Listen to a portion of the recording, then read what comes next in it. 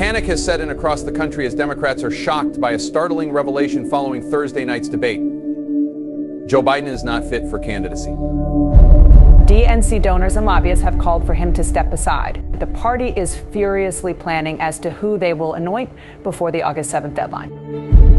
Meanwhile, reports coming from Camp David say that Jill and Hunter Biden are adamantly convincing the president to remain in the race. All right, look, regardless of how this plays out, it's hard to not describe this as a complete disaster for Democrats all across the country who, despite now knowing the true state of their candidate, will go to any lengths in order to keep Donald Trump out of office. Sources are saying Democrats are starting to rally around who they believe might be their only legitimate chance of beating Donald Trump. He's a lifelong Democrat. He has a proven track record of decades-long service to this country.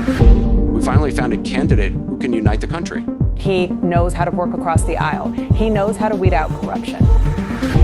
He says he knows how to deal with Ukraine on day one of his presidency. He's strong on inflation. He's strong on affordable housing.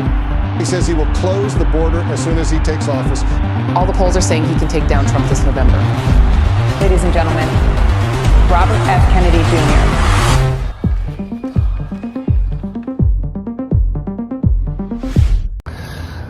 I started training hawks when I was 14 years old, and one of the great fun pilgrimages that we used to make as young falconers, we'd all pile into a station wagon in the middle of the night and drive 4.5 hours up to Freeport, Maine, to go to the LL Bean store, which was open 24 hours a day. And we would buy these boots, which were part of the mandatory uniform for falconers at that time. So here I am. I'm really happy to be in Maine. I just did a big rally for farmers. We have some of the best organic farms in the country in this state, and some of the best laws in Maine that support organic farmers and are disincentivize commodity farming. Anyway, I'm really glad to be back here.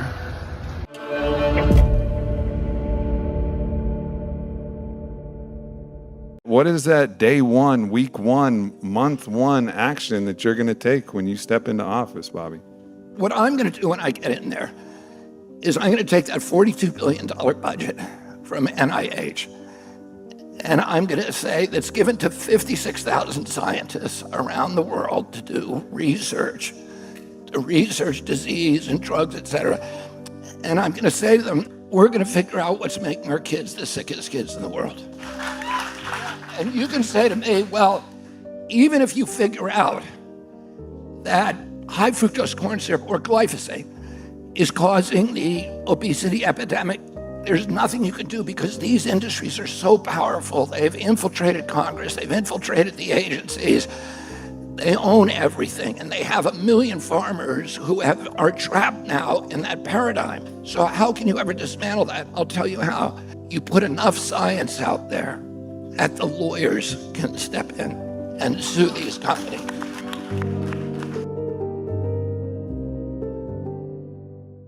How do you feel about reparations for African Americans? I think there's a strong moral case for reparations for Black Americans.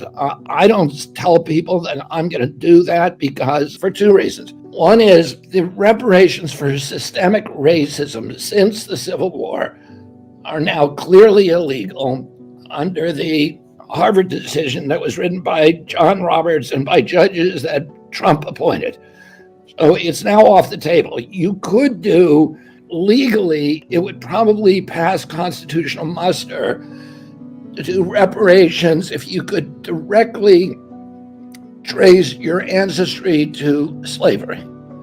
And though that would pass constitutional muster, but then you would have to get Congress to appropriate the money, and that will never happen. So I don't tell people I'm going to do things that I know I can't do or I believe I can't do. I tell people I'm going to do things that I know I can do. And if you look at my program for restoring Black communities, the education system, but also getting capital into Black neighborhoods, to making sure that there's only 25 Black banks left in this country. What? Yep, 25 Black banks. There was hundreds of them, and they're all underfunded because the Fed does not give them money. So so if you live in a black neighborhood, you're not going to get a home improvement loan. You're not going to get a business loan. And if you starve neighborhoods of capital, you're going to create crime waves. And that's what's happening in the black communities. There's no equity left. They've systematically been stripped of equity, so people don't own houses, which means they can't borrow money, which means they can't start a business, which means even if they have an entrepreneurial impulse, they can't pursue it. They're not part of the American system because they do not have ownership. And that is systematic, and I could talk to you about that all night. My program is to get equity back into those communities, to get capital back into those communities, to get financial intelligence and information, in other words, accrued financial knowledge to the people so that they can start businesses. I've been doing this for 40 years. I've been on the board. My father started Bedford-Stuyvesant Restoration to restore economically one of the poorest neighborhoods in New York, Bedford-Stuyvesant. When he died, I took his place on the board, and it is a model community development corporation. We have brought all of the stores that were boarded up in that community. You had to go 75 blocks to go shopping at a grocery store. Now we brought grocery stores to that community. The commerce in that community is exploding off the streets.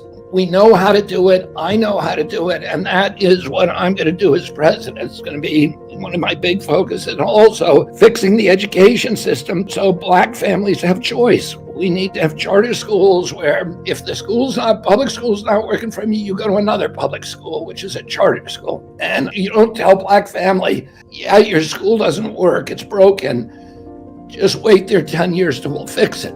It's not good enough. We need to give them choice. And if you get kids who are well educated, who have hope for their future, that is the way to deal with crime and addiction and all these other issues that we're facing.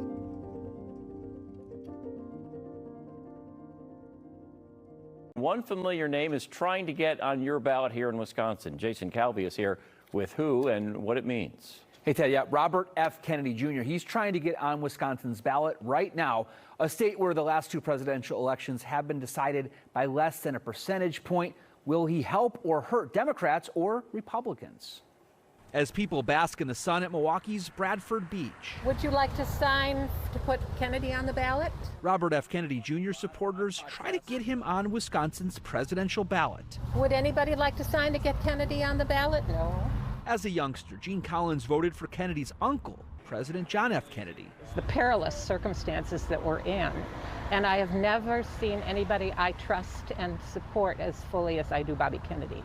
In 2016 and again in 2020, about 20,000 votes separated Wisconsin's presidential winners and losers. That's less than 1 percentage point. Kennedy could have a big impact. The latest Marquette poll shows him getting about 8% of the state.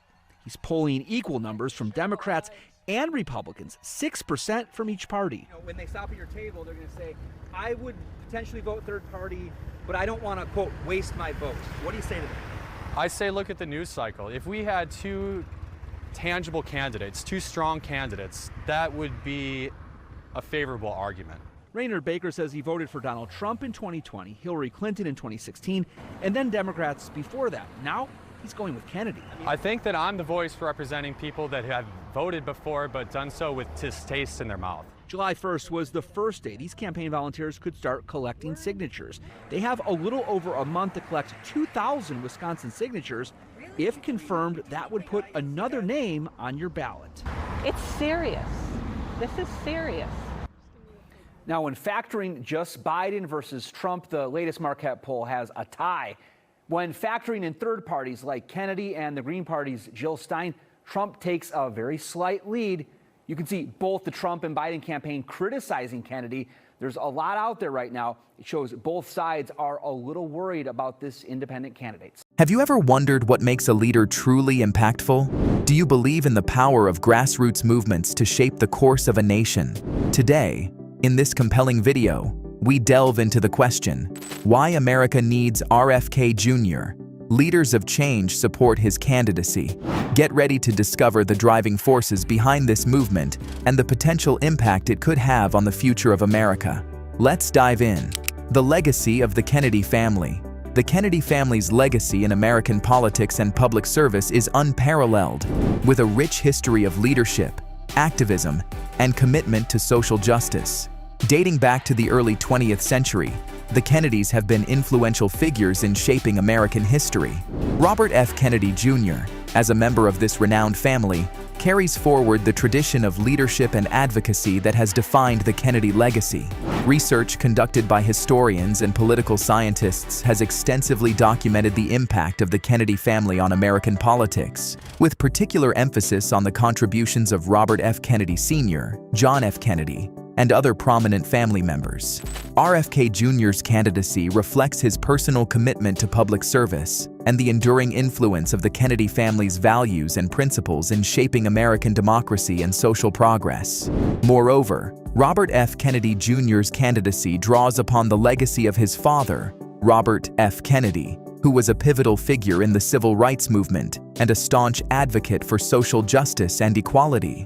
RFK Sr.'s powerful speeches, such as his address on the assassination of Martin Luther King Jr. and his advocacy for racial justice, left an indelible mark on the American conscience.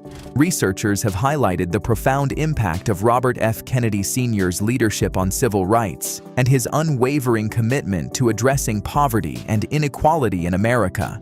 RFK Jr.'s candidacy thus represents a continuation of this legacy, focusing on advancing the causes of justice, equality, and progress that have long been associated with the Kennedy family name. RFK Jr.'s advocacy for environmental protection. Robert F. Kennedy Jr. has been a vocal and influential advocate for environmental protection, dedicating much of his career to combating climate change and safeguarding natural resources. As an environmental lawyer and founder of the Waterkeeper Alliance, RFK Jr. has been at the forefront of numerous environmental battles, championing causes such as clean water, air quality, and biodiversity conservation. His advocacy work has been rooted in scientific research and a deep commitment to preserving the planet for future generations. Research published in the Proceedings of the National Academy of Sciences underscores the urgent need for environmental action, highlighting the significant threats of climate change, pollution, and habitat destruction. RFK Jr.'s leadership in environmental activism has resonated with leaders of change who recognize the critical importance of addressing these pressing environmental challenges. Public health and vaccine safety. Advocacy. Robert F. Kennedy Jr. has emerged as a prominent advocate for vaccine safety and transparency in public health policies, drawing attention to potential risks associated with certain vaccination practices. His advocacy has been shaped by research studies and concerns raised by various medical professionals and scientists regarding the safety of vaccines. RFK Jr. has highlighted the importance of ensuring that vaccines are thoroughly tested for safety and efficacy, and has called for greater transparency in the vaccine approval process. His efforts have sparked debates about vaccine safety, informed consent, and the role of pharmaceutical companies in shaping public health policies. Social justice and civil rights initiatives. Robert F. Kennedy Jr. has long been a vocal advocate for social justice and civil rights, echoing the values of his father, Robert F. Kennedy, a prominent figure in the civil rights movement. RFK Jr. has consistently championed causes to address systemic inequalities and advance marginalized communities' rights. His commitment to social justice is evidenced by his involvement in campaigns to end racial discrimination, promote voting rights, and combat poverty. Research in political science underscores the importance of leaders who advocate for social justice and civil rights, as they play a crucial role in shaping public policies and fostering a more equitable society. Campaign finance reform and government accountability. RFK Jr. has been a vocal advocate for campaign finance reform and greater transparency in government, aiming to reduce the influence of special interests in politics. Research from organizations like the Center for Responsive Politics and the Brennan Center for Justice highlights the significant role of money in politics, with large campaign contributions often shaping policy decisions and undermining the democratic process. RFK Jr.'s commitment to campaign finance reform aligns with the concerns of many leaders of change who believe that reducing money's influence in politics is essential for ensuring a more equitable and representative democracy. RFK Jr. seeks to create a political system that prioritizes the people's interests over powerful corporate and special interests by championing measures such as limits on campaign contributions, increased disclosure requirements, and public financing of elections. Support from grassroots movements and activist groups. RFK Jr.'s candidacy has garnered significant support from various grassroots movements and activist groups across the United States. This groundswell of enthusiasm reflects a growing demand for political change and a desire for leadership that prioritizes the concerns of ordinary citizens. Organizations such as environmental advocacy groups, civil rights organizations, and healthcare reform movements have rallied behind RFK Jr., citing his long activism history and commitment to addressing pressing social and environmental issues. For instance, the Sunrise Movement, a youth-led climate advocacy group, strongly supports RFK Jr.'s environmental platform, highlighting his dedication to combating climate change and promoting renewable energy solutions. Response to corporate influence and corporate accountability. Robert F. Kennedy Jr. has been an outspoken critic of corporate influence in government and has consistently advocated for greater corporate accountability and responsibility.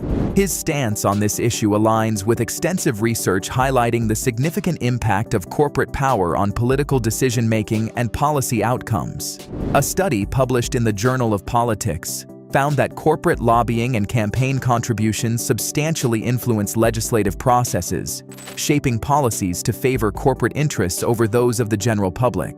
RFK Jr.'s commitment to challenging corporate influence in politics resonates with leaders of change who seek to restore democratic principles and promote government accountability. Educational policy and advocacy. Robert F. Kennedy Jr. has long recognized education's transformative power and actively advocated for comprehensive educational reform to ensure equitable access to quality education for all Americans. His approach is deeply rooted in the belief that education is a fundamental right and a critical driver of social mobility. Research consistently underscores the impact of educational disparities on long-term socioeconomic outcomes. For instance, a study published in the American Educational Research Journal highlights that students from underfunded schools are less likely to graduate and pursue higher education, perpetuating cycles of poverty and inequality. RFK Jr.'s commitment to addressing these disparities involves advocating for increased funding for public schools, reducing class sizes, and ensuring that all children, regardless of their socioeconomic background, have access to high-quality educational resources and opportunities.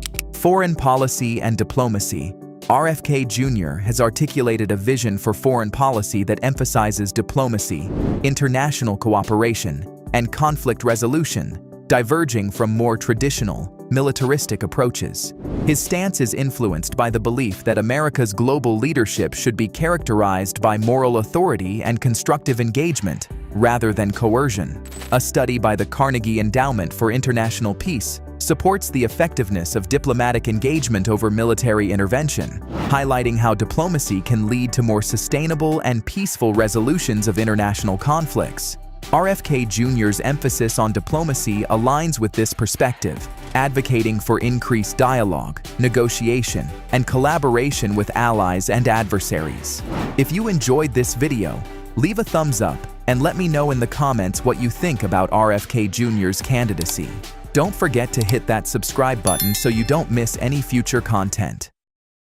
Thanks for joining me at 6:30. I'm Rick Marinon. It's a very special night here on Fox 23 News at 6:30. I'm talking with independent presidential candidate Robert F. Kennedy Jr.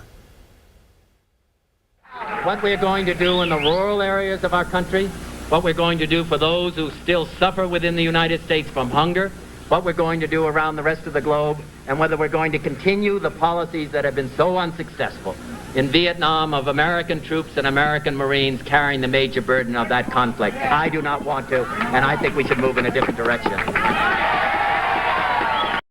It was 56 years ago then U.S. Attorney General Robert F. Kennedy Sr. was mounting a serious effort to become the 1968 Democratic presidential nominee. Minutes after concluding that very speech, RFK would be assassinated. Robert F. Kennedy Jr. was 14 years old when his father was killed in 1968. Now he's mounting his own presidential bid. Lord knows we could have talked for hours about his beliefs and his family's legacy alone, but we only got 15 minutes. We may not have talked about everything, but I think at the end of all of this, you'll see there were some things to consider this November. In an exclusive, here's Bobby Kennedy. Mr. Kennedy, thanks for joining me today. I appreciate your time. I know you're a busy man. I was wondering, before I came out here, it looks like you did get a post-debate bump of some kind, at least from CNN's polling. You received at least a couple of points. I was wondering what your reaction is to the debate overall, especially since you weren't allowed in the room. I think the debate was a sad evening for our country, but also for democracy around the world.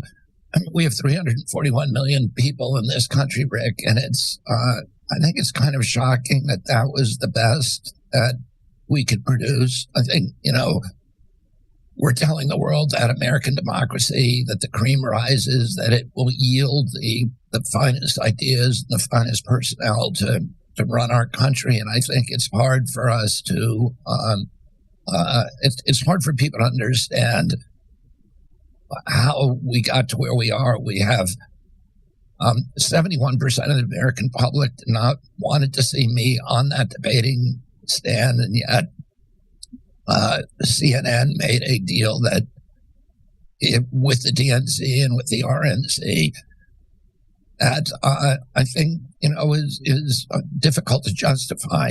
It is what they essentially did was an illegal campaign contribution. They could not do this. They couldn't have gotten away with this if they did the debate with the Presidential Debating Commission. They had to go to a private company, for-profit company that made tens of millions of dollars on that debate and persuade them to adopt criteria that would allegedly keep me off the stage. And I think the major shortfalls is that they didn't talk about the things that Americans want to hear about. How are they going to deal with inflation? How are they going to deal with the sticker shock that every American is feeling every time they come close to a checkout counter in a grocery store? How are they going to deal with the budget deficit that these two presidents created in 4 short years? President Trump spent more money, spent more debt, created more debt than all the presidents in American history combined, from George Washington to George W. Bush. We're now $34 trillion. President Biden is on track to beat him. And they can't talk about that. They can't talk about this toxic polarization that's tearing our country apart, because both of them are feeding it and feeding upon it. They can't talk about the chronic disease epidemic that now affects 60% of our children and is our biggest annual expenditure, 5 times our military budget. They can't talk about winding down the military and all these foreign wars that we're involved with, because they both have been encouraging those and waging those wars and financing them. And they can't talk about this corrupt merger of state and corporate power because they've presided over it. The day that I get into office, I'm going to issue an executive order saying that any federal official who lies to the American public is going to immediately lose their job. These two presidential candidates spent 90 minutes on television lying to the public again and again and again about basic stuff. Oh, I don't think that they are going to do that. We need to restore trust in our institutions. We need to restore pride in our country, the moral authority that we once exercised when I was a boy abroad, and the moral authority at home. Running up $34 trillion debt that our children are going to be forced to pay is immoral. And so all of the issues that they want to talk about are issues that are not the existential issues that are really that Americans want to hear about. And, people, we did a debate, where I was on stage with them. We did kind of an AI debate, and that made me answer the same questions in real time as they were. And I urge people to go on to realdebate.com and look at that debate. You can find it also on my account on X. Well, let me ask you, you do have ballot access in Oklahoma. How is your ballot access going? Do you have a path to 270 at this point? And how do you get to being able on a path to 270? We already have enough signatures. Rick, we already have enough signatures to get on the ballot in half the states, way over 270. By the end of this month, we will have enough signatures to get on the ballot in every state. The number of states that were actually on the ballot is much smaller than that because many of the states have adopted procedures where they will not approve us until the end of August. So we have, in most of these states, we have 2 to 3 times the number of signatures that we need. We've got all the tough states. We have California, the ones they said we could never get: California, New York, Florida, and Texas. And from now on, all of the states are pretty easy. So we're, within 4 weeks, we'll be on the ballot everywhere. We'll have enough signatures to get on the ballot everywhere. Well, because the big question I get from friends and family is, can he put up Ross Perot kind of numbers when it comes to a third-party candidate? Do you think you are on that trajectory to get those kinds of big numbers once this is all finalized? Yeah, I think I am. I'm now beating President Biden and President Trump among independents, which is the biggest political party. 2 days ago, Gallup released a poll, really a shocking poll, that says that 51% of Americans now identify themselves as independents. This has never happened before. Independents have always been fewer than Democrats and Republicans. This is the first presidential race in history where they now outnumber. There's only 23% of Americans identify as Democrat, 25% Republican, 51% is independent, and I'm beating President Biden and President Trump in that cohort. That cohort is dramatically undercounted in virtually every poll, so you're not seeing that strength in the polls. Furthermore, I'm beating President Biden and President Trump among all Americans under 35. My favorability ratings are way higher than either of them. In head-to-head races, I beat both President Trump and President Biden. I beat President Biden in a landslide. I win 39 states. He wins 11. This is the biggest poll taken during this election, 10 times the size of most polls by Zogby. So it has a margin of error almost zero. And I beat President Trump in a head-to-head race. I'm the only one. I'm the only candidate today that can beat President Trump. We're going to take a short break. When we come back, we're going to talk the issues with Bobby Kennedy, positions he says Democrats and Republicans are not offering up to voters. We'll be right back. If you're just joining us, you've tuned in on a big night here at Fox 23. We're in the middle of interviewing independent presidential candidate Robert F. Kennedy Jr., who after last week's debate has seen a bump in the polls. To recap real quickly, in the first half of the interview, Kennedy says he does have a path to 270 electoral votes once all of the states finalize their November ballots. He is aiming for numbers similar, if not better, to Ross Perot from the 1992 presidential election, and he wants to position himself as a center-of-the-road alternative to former President Donald Trump and President Joe Biden. Now let's get back to this You Decide 2024 exclusive. Here's part 2 of my interview with Bobby Kennedy.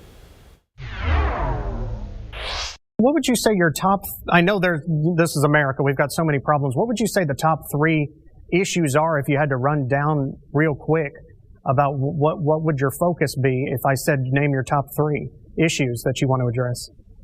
I would say the economy, and the economy. Those are the top 3. Winding down the war machine, getting control of our debt, living within our budget. And that's the only way to deal with inflation long term, protecting the environment, protecting our children's health. We now have the highest chronic disease burden of any country in the world. We have the highest COVID death rate. We had 16% of the COVID deaths. We only have 4% of the world's population. And the reason for that largely is that we have the sickest population in the world. We have greater chronic disease than anybody. And that's really what was killing people during COVID. CDC said the average American who died during COVID had 3.8 chronic disease. So they had obesity, they had diabetes, they had asthma, and one other thing. Why does no other country have the kind of chronic disease that we do? Well, we know why that is, because we're mass poisoning our population with all of these. We have 1,000 ingredients in our foods that are illegal in other countries. And then other issues are soil regeneration, protecting family farmers, restoring democracy in this country, protecting the Constitution, and ending this toxic division between our people, bridging that divide and making Americans feel like we're all one big family again. Oh, I don't think any of the other candidates are even talking about these issues. Securing the border is critically important. President Trump is talking about those, but that's the only major issue, existential issue that he's actually talking about.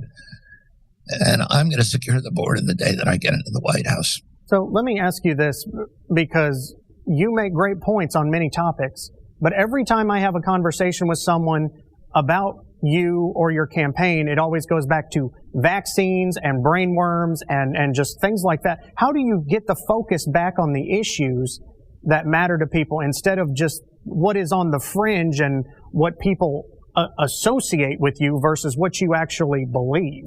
How do you get people to focus at the money? Rick, I think that is my challenge. And, I have a mainstream media out there that is determined to misrepresent my views, including on vaccines. I've never been anti-vaccine. I've been saying you can go back to 1,000 statements I've made over 20 years. When people tried to apply that pejorative to me that I was anti-vaccine, I've never been anti-vaccine. My position is that vaccines should be tested the same way for safety and efficacy, the same way as all other medications. They're exempt from that kind of testing today. And that people should have informed consent, that people shouldn't be required to take a medical intervention with which they disagree. My biggest point is that there are people who are injured by vaccines, just as there are people who are injured by other medications. But when people claim that, they are treated as pariahs. When people say, I have an injury, or a doctor says, yeah, there are people getting injured, having myocarditis, pericarditis, strokes, neurological injuries, or autoimmune diseases, they're treated as pariahs because this is information in the media and in the public health services that says you're not allowed to talk about that. You have to be gaslighted and told that you're wrong. And that these are rare injuries, and that if you actually talk about them in public, that people will then lose faith in the vaccine program. My position is, even if they're rare, we should be talking about them. We talk about rare cancers in kids. Let's find out what is causing them, and let's do everything that we can to make vaccines safer so that doesn't happen anymore. We do this with other vaccines. The only product that that can operate negligently, recklessly, that can injure you, and you can never sue them. So they have a litigation shield. Because of that, it's much more important that we pay attention to them, because the companies that are making them have little incentive to make them safer. So we really need to pay attention to them. And then the other thing is, vaccines that are mandated, so there's no market. The federal government is ordering 76 million children to take them, and these are healthy kids. So when you're ordering a healthy person to take a medical product, you have to bend over backwards to make sure that it's safe, and that's not being done. And that's all I've been talking about for years. If somebody wants a vaccine, my presidency is going to do nothing to interfere with that. I think most Americans, if they actually knew the way that I felt about this issue, would 99.9% would agree with me. It's only that I've been portrayed and mischaracterized in a certain way, because that's a way to silence any debate about this important issue. Mr. Kennedy, I know you are on a time crunch, and I appreciate your time. I know we are out of time. I thank you so much for your time. I know you are a very busy man, and I best of luck on the campaign trail to you. And we will continue to follow this campaign as well. Thank you so much for joining us today. Rick, thanks very much for having me. Thank you. It's a very big week for independent presidential candidate Robert Kennedy Jr. He'll be in Oakland tomorrow to announce his vice presidential running mate. RFK Jr. is just about ready to make headlines with his running mate choice. This could very well be a serious third-party independent run by Kennedy, but he's going to need a VP pick. is really a lane here for RFK Jr. to do what so many people said was impossible. Absolutely, there is, and he's right that his favorability is higher than either of his rivals, and he's drawing support from a lot of different corners. We want America to live up to her highest ideals. We want her to be an exemplary nation again, a global leader in freedom, opportunity, and responsible government.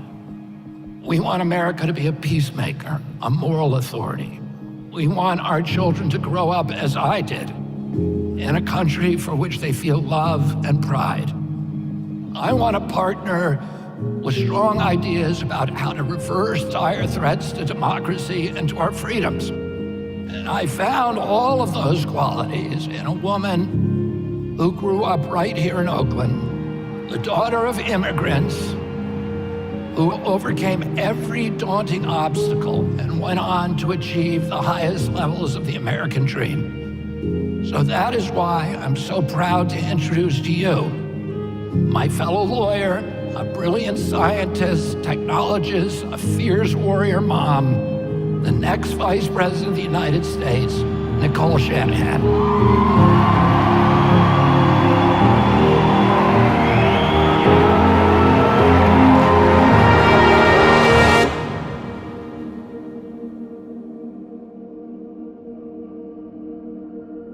I come to you today as a former Democrat. I come to you as a woman not quite 40. I come to you as someone who has experienced sickness and health and poverty and wealth. And finally, I come to you as a mother.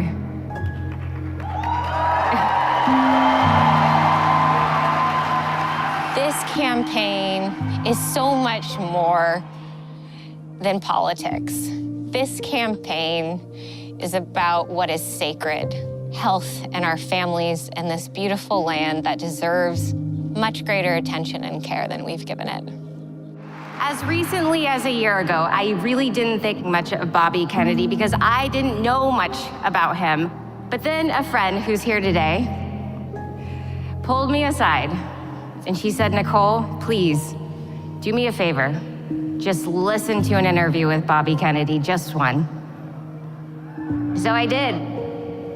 And for the first time in a long time, I felt hope for our democracy again.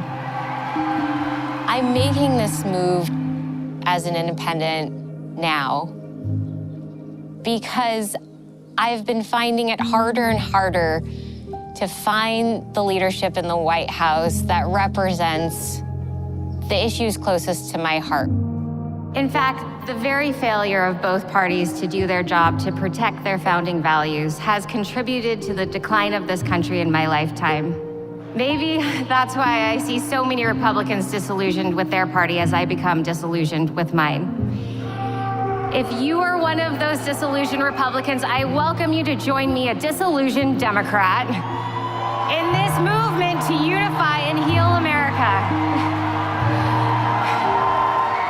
We deserve a real election of optimism. And that's what Bobby Kennedy gives us a chance at.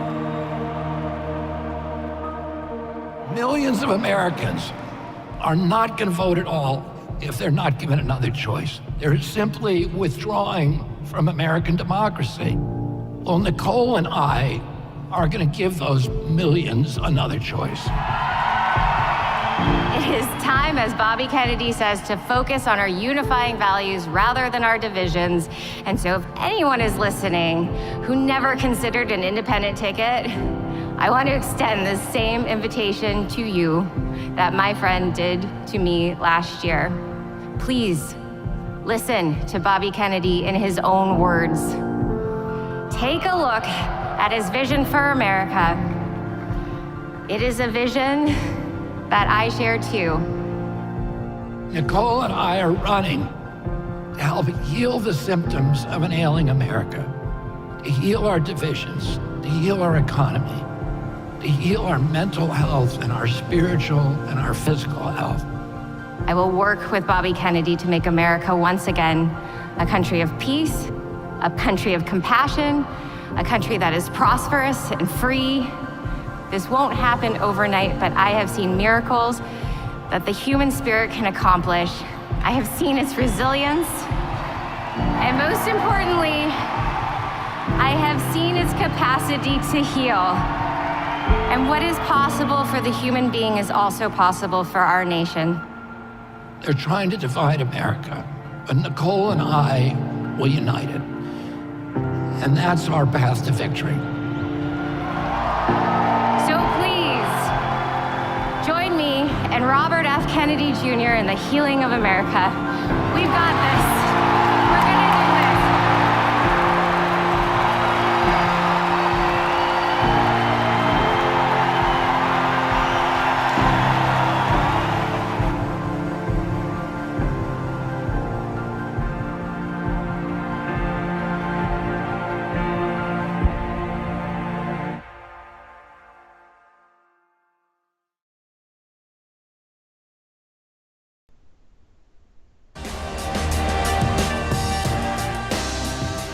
The media smearing RFK Jr. It certainly turned its gaze on the independent presidential candidate in the wake of Biden's disastrous debate performance and Trump's felony convictions. That must mean only one thing: he's doing well enough to warrant their attention and their fear. In one article, Vanity Fair published a picture of him posing with, and this is disgusting, the barbecued remains of what they suggested was a dog. Now, RFK since denied that claim that it was a dog. Let's watch. Now that is a real photo. It's of me at a campfire in Patagonia on the Fuleifu River eating a goat, which is what we eat down there. RFK Jr. then mocked the news cycle, posting this video on Twitter. You know what I'm doing? I'm making steak and chicken for the dogs. I don't normally do this. But ever since that guy wrote the article about me saying I ate a dog, it hasn't been the same. Now I gotta work my way back into their good graces.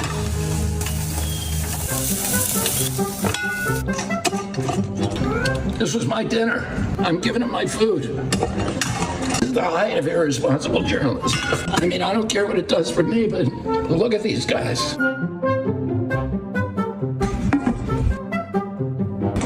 These guys don't believe in anything they hear on the news. Yeah, Daddy would never do something like that. It was a goat.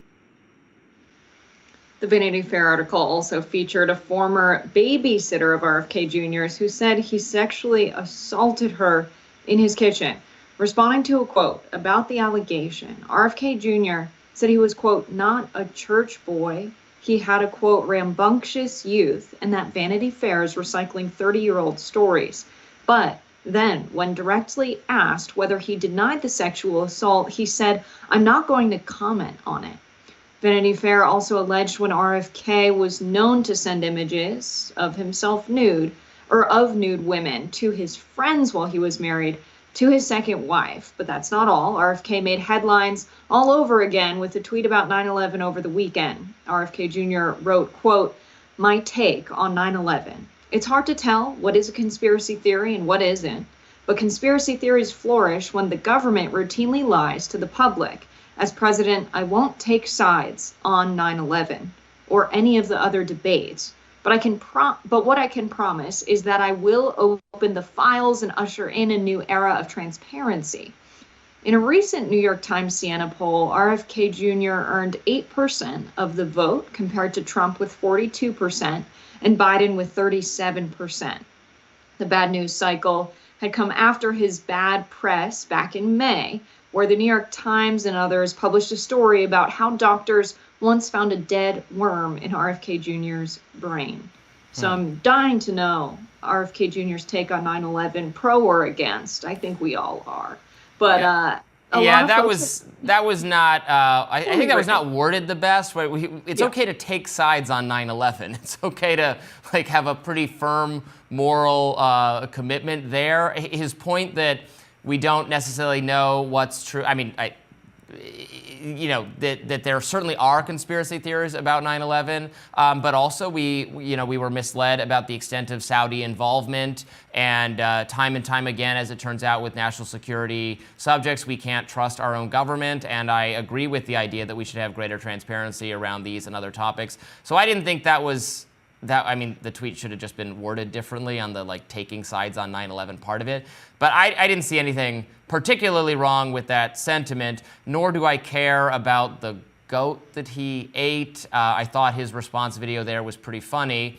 Now, in this Vanity Fair article, there are obviously more serious accusations of sexual harassment and misconduct that he has sort of responded to by saying, that he does have a troubled past. He's been very frank about his drug abuse, drug addiction that he's struggled with. My standpoint on a lot of these kinds of things is I don't really know that it's possible or worthwhile to adjudicate disputes or misconduct that goes back, 20 or 30 years. That's kind of my standard across the board. If people feel differently and think that's not a reason to vote for him, that is, of course, your right to think that. At the same time, if you're really hung up on that, I have bad news for you about both Trump and Biden's personal behavior and the accusations against them, which are, in both cases, worse. It's focused on Trump an awful lot, and understandably, but of course there has been reporting on the people who have accused Biden of various levels of discomfort, and then also sexual misconduct. Again, going back so far that I don't think it can be properly adjudicated. And if you were to say to me, while I respect women and think they should come forward and they should be heard and listened to and they should not be discounted, at the same time, there is no, what is the evidentiary standard for deciding this kind of thing now, and this is not a reason not to vote for someone. I respect that, and it should just be applied across the board, I think, in all three cases, really. Right. If you're not voting for RFK Jr. because of the sexual assault allegations, you probably shouldn't cast a ballot for Trump or Biden either. It's sad that everyone we have to pick from is someone with a past like that, but a lot of folks have responded to this recent smear campaign against RFK Jr. and have said, well, this means he's a real contender now. That when you're really a contender for president, people are going to write articles like this about you, and this is his ushering in. So maybe, 10 slanderous articles in Vanity Fair, the New York Post, and op-ed columns of the Times and the Post. Now you can be on the debate stage. I think they should adjust the criteria to instead how many slanderous articles are written about you. I do find there to be some truth to that, Robbie, that if you have slanderous articles written about you, if people are digging up dirt from your past, it's because you're a real threat. You're a real contender.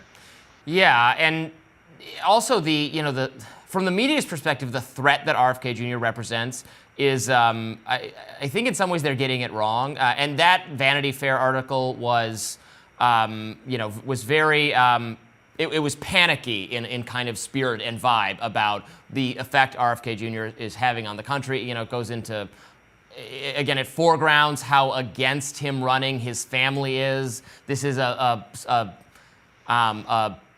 conversation subject that the mainstream media has been really invested in. How could he run even though his family doesn't agree with him? That I don't understand why that matters at all. Most Americans have, maybe just it's people in the media are the only people who don't have differences of opinion with their families, because elite media people it's nepotism and they all agree on elite liberal progressivism. Everywhere else, people have political disagreements with their families all the time, and it shouldn't be weird that the situation he's in, where many other members of his family don't agree with his candidacy.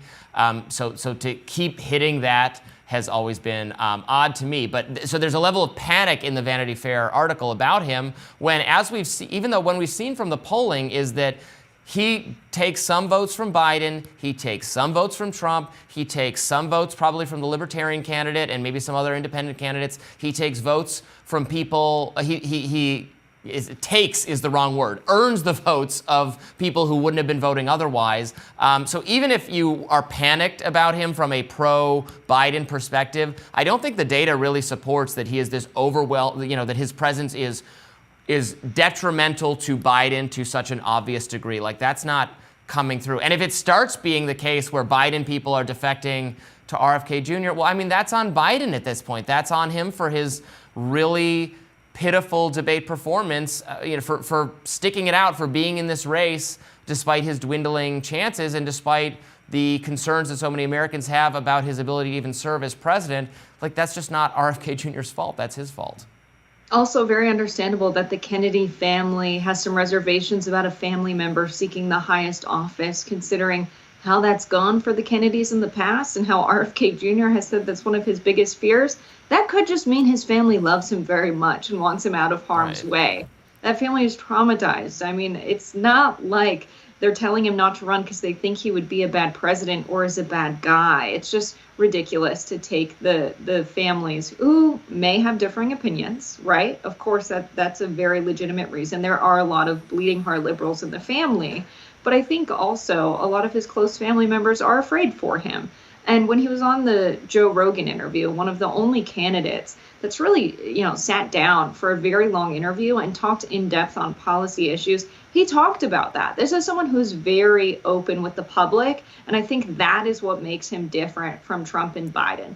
While Trump will talk about any topic, he says a lot of words and we don't get a lot of information from them. He's willing to talk about anything, but certainly isn't willing to show his hand in terms of his policy perspectives or his personal opinion, because he doesn't want to be held to them once he gets in office if he wants to do something else. And so I think what RFK Jr. brings to the table is potentially forcing the two front runners to be more upfront about their actual opinions and what policies they support. And I think that's why they're afraid of him. I think that's why they would rather slander him than compete with him at his level of competition. And to your point, it's just inexcusable to not have him on the debate stage at this point. He is drawing significant independent support. His poll numbers, I don't care if it doesn't literally meet the threshold they decided on. The threshold is totally arbitrary. They are not playing by any actual rules, and the rules of the debate commission were arbitrary themselves, but they've thrown them out anyway. They could absolutely include him if they wanted to. Joe Biden and Donald Trump can both whine about it, but there is no excuse for shielding the American people from a major candidate, especially in this moment we're in, with widespread dissatisfaction with Donald Trump for a variety of reasons, including his behavior after he lost the last election. He's been criminally convicted and is facing more issues. Obviously, people can have a variety of opinions about whether those kinds of criminal actions being brought against him have validity or are fair, but Trump is himself a very controversial figure who is beloved by many in the Republican Party, but is unpopular in a lot of other corners of the country. Biden, same deal. I don't know that he's especially worshipped or beloved by any contingent, but did win the last election, and many Democrats have questions about whether he can serve again, especially now in recent weeks. There's these massive red flags for the two major party candidates. There are other people in the race, and not just RFK Jr., Jill Stein, Chase Oliver, Cornel West, et cetera. We've tried to platform as many of these people as we can. We have them on our show. We have RFK Jr. on. We have Green Party on. We have the Libertarian Party on. Working to get Cornel West on because we think Americans should know that there are other choices. Your vote is not owned. It's not owed to Joe Biden or Donald Trump as much as the major parties want to convince you that that is the case.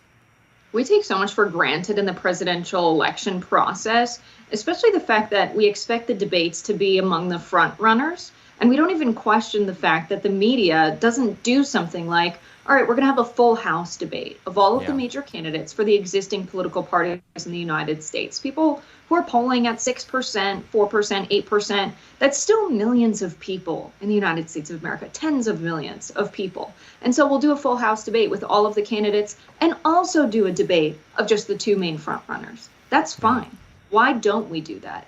And once you realize that we just take it for granted that they choose the two major candidates of the establishment parties, you kind of question it. Why don't we do that? Why doesn't the media do it? And it's because they have a vested interest in maintaining the uniparty that protects their interests.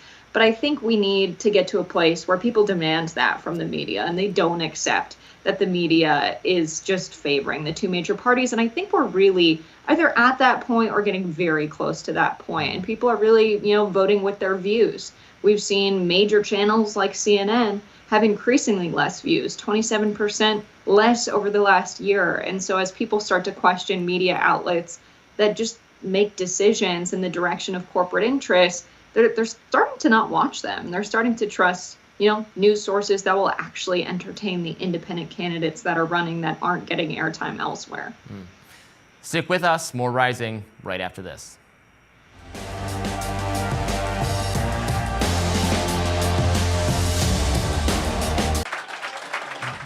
What a great crowd. I'm really, really happy to be here, and I'm happy to be talking about farming and good food and some of the environment, some of the central concerns of this campaign. I love coming to Maine. I feel like I grew up in this state.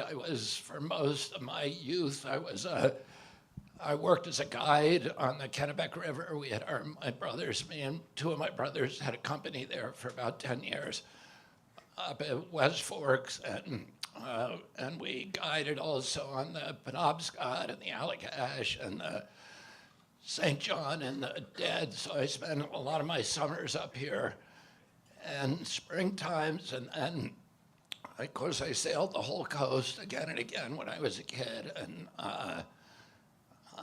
then as an adult, as the president of the Waterkeeper Alliance, one of the founding members was Joe Payne, and Casco Bay Keeper, and we have a Penobscot Bay Keeper. So I spent a lot of time in Maine growing up, and for me, it always feels like I'm coming home when I'm coming back to this state, so I'm really happy to be here.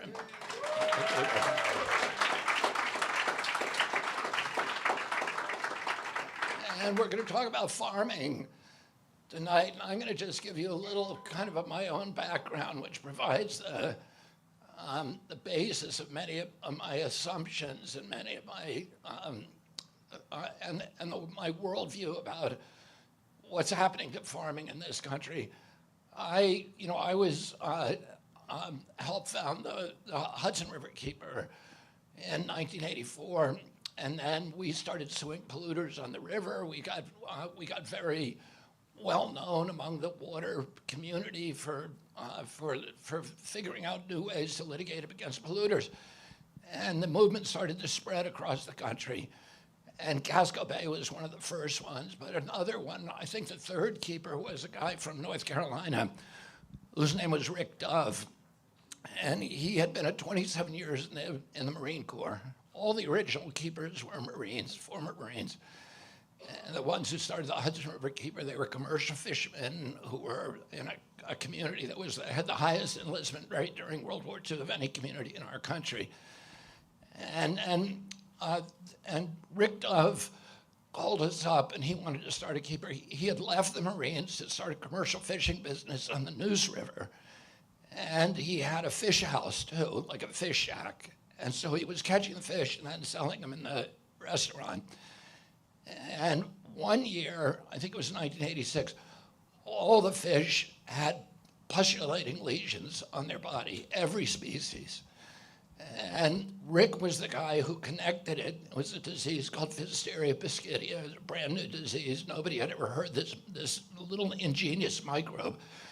It was causing brain damage to the fishermen, and it was making people sick. And they literally had to bury 1 million fish under the sands with bulldozers of Tar and Pimlico Sound. And Rick traced it to the hog industry, which at that time was just exploding. Nobody'd heard about it because it was all in rural areas. Nobody knew what was happening. And what had happened was there was a young state legislature named Murphy, Wendell Murphy. He was in the state Senate, and he looked out at what Frank Perdue and Don Tyson and Bo Pilgrim had done to the chicken industry over the previous decade, where they had figured out a new way to raise chicken in warehouses. And they had put 1.4 million chicken farmers out of business, and they had made themselves billionaires by raising birds in battery cages, little tiny cages where the bird literally can't stand up, it can't turn around. and they dose them with subtherapeutic antibiotics and hormones to cause them to literally lay their guts out over a short, miserable life. And they had transformed chicken farming in this country and turned it from a farm product into a factory product. And they were using, arsenic to promote growth and all these really, really bad stuff. Wendell Murphy said, I can do that with hogs. And he used his position as head of the Agricultural Committee in the North Carolina State Senate to pass 28 laws that made it almost illegal to sue anybody who called themselves a farm, even if they weren't really a farm, even if they were just a factory. And then he left the Senate and he went into business with Smithfield. Smithfield built a 30,000 head a day slaughterhouse in North Carolina. And they went into partnership. Murphy designed this warehouse for hogs called the Murphy 1100, meaning it could put 1,100 sows in it. And he began marketing them to some of the farmers. And then anybody who purchased one of these, they would have to mortgage their house to purchase it and mortgage their farm. And then they got the reward of a contract with Smithfield to put their hogs first in line for slaughter. And by doing this program, Smithfield in 1980, there were 28,000 independent hog farmers in the state of North Carolina. 8 years later, there was only 1,800 left, and they were all factories. And they all had contracts. They were either owned by or were contracted to Smithfield. Smithfield dropped the price of pork from 62 cents a pound to 2 cents a pound, and manipulating the price. And it cost a farmer 32 cents a pound to raise that hog to kill weight. So no farmer could survive unless they signed that contract with Smithfield. And when they signed that contract, they ceased being an independent family farmer. They became a serf on their own land. Because Smithfield owned the hogs, which it would drop off. It owned the feed. And the farmer owned only the manure. And Smithfield didn't tell them how to get rid of it legally. So they were dumping it into the rivers, and that's what's called Physaria piscidia. When that farmer had 300 hogs on a 320 half section of land, the hogs he'd raise the corn, the hogs would eat the corn, and then he would spread the manure on the farm fields, and there was kind of a rough loop. When you put 10,000 hogs on that same piece of property, it can't absorb it anymore. So they continued to spread it, but it was all washing off into the rivers. And, a hog produces 10 times the amount of waste by weight, of fecal waste by weight, as a human being. So a farm that has 30,000 hogs is the same as, is producing as much waste as a city with 300,000 people. There's a single farm called the Circle 4 in Utah that Smithfield owns that has it has 1 million hogs, and it produces more waste every day than all the human beings in New York City combined. The people in New York City, there's 14 sewage treatment plants. They each cost $2 billion. And you legally would have to do that with a hog farm too, because the waste is similarly noxious. But Smithfield, because it controlled the legislatures in these states, was able to exempt those facilities, and they just dumped their waste into the environment. And the farmers were no longer raising their own corn.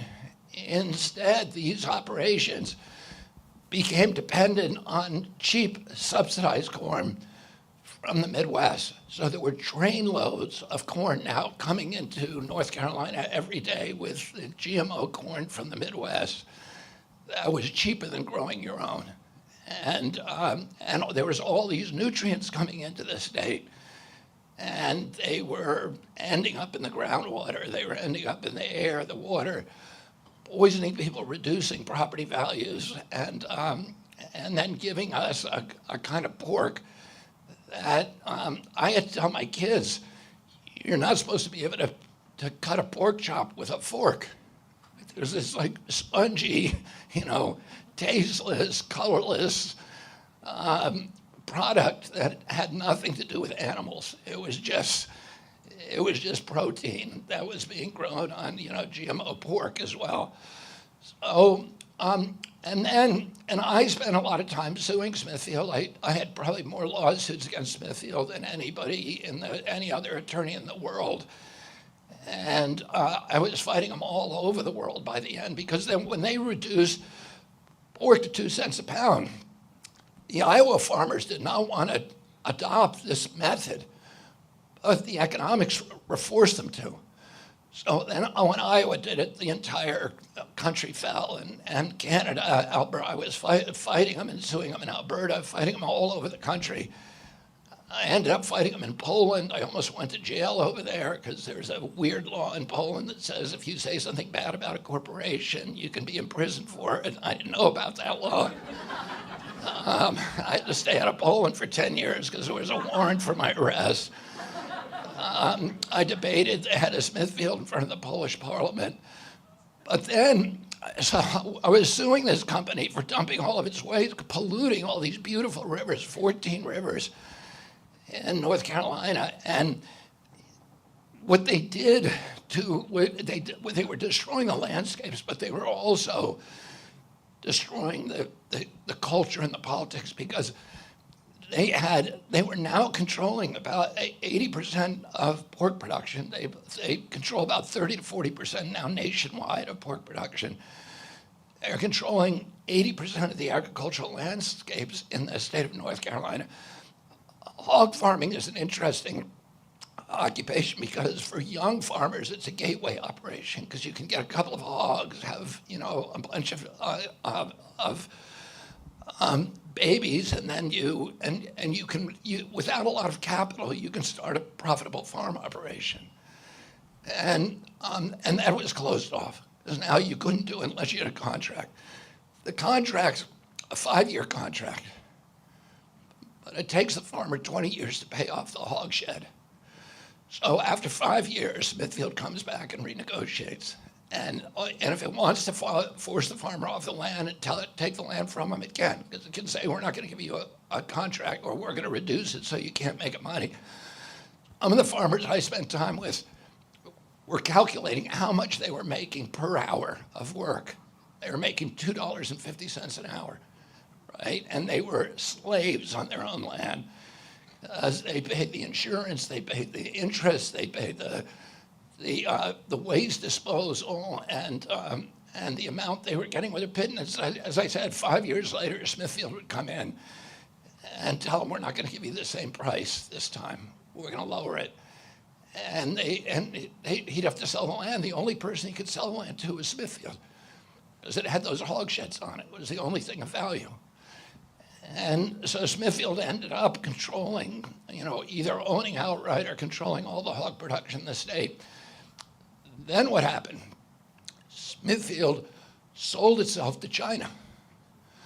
So China now controls 30% of the hog production in this country. They're polluting the American landscapes. They're contaminating our groundwater. And it's a colonial model. It's a foreign country coming in, owning the means of production, destroying the environment, subjugating the people, all the things. And Thomas Jefferson said that American democracy was rooted in the control of the landscapes by tens of thousands of independent yeoman farmers, each with a stake in our democracy, each with a stake in our system of government. And he said if we lose that base of land control, which had put America in contrast with Europe, because Europe was wealthy people, aristocracy owned all the land, and everybody else was renters or indentured servants or serfs on that land. And in our country, people got their own ownership, and now we're going away from that. And it's not just Smithfield, but it's BlackRock, State Street, Vanguard, it's Bill Gates.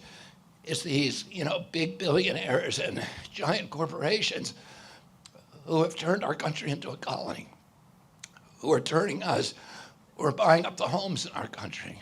Those three companies own 88% of the S&P 500.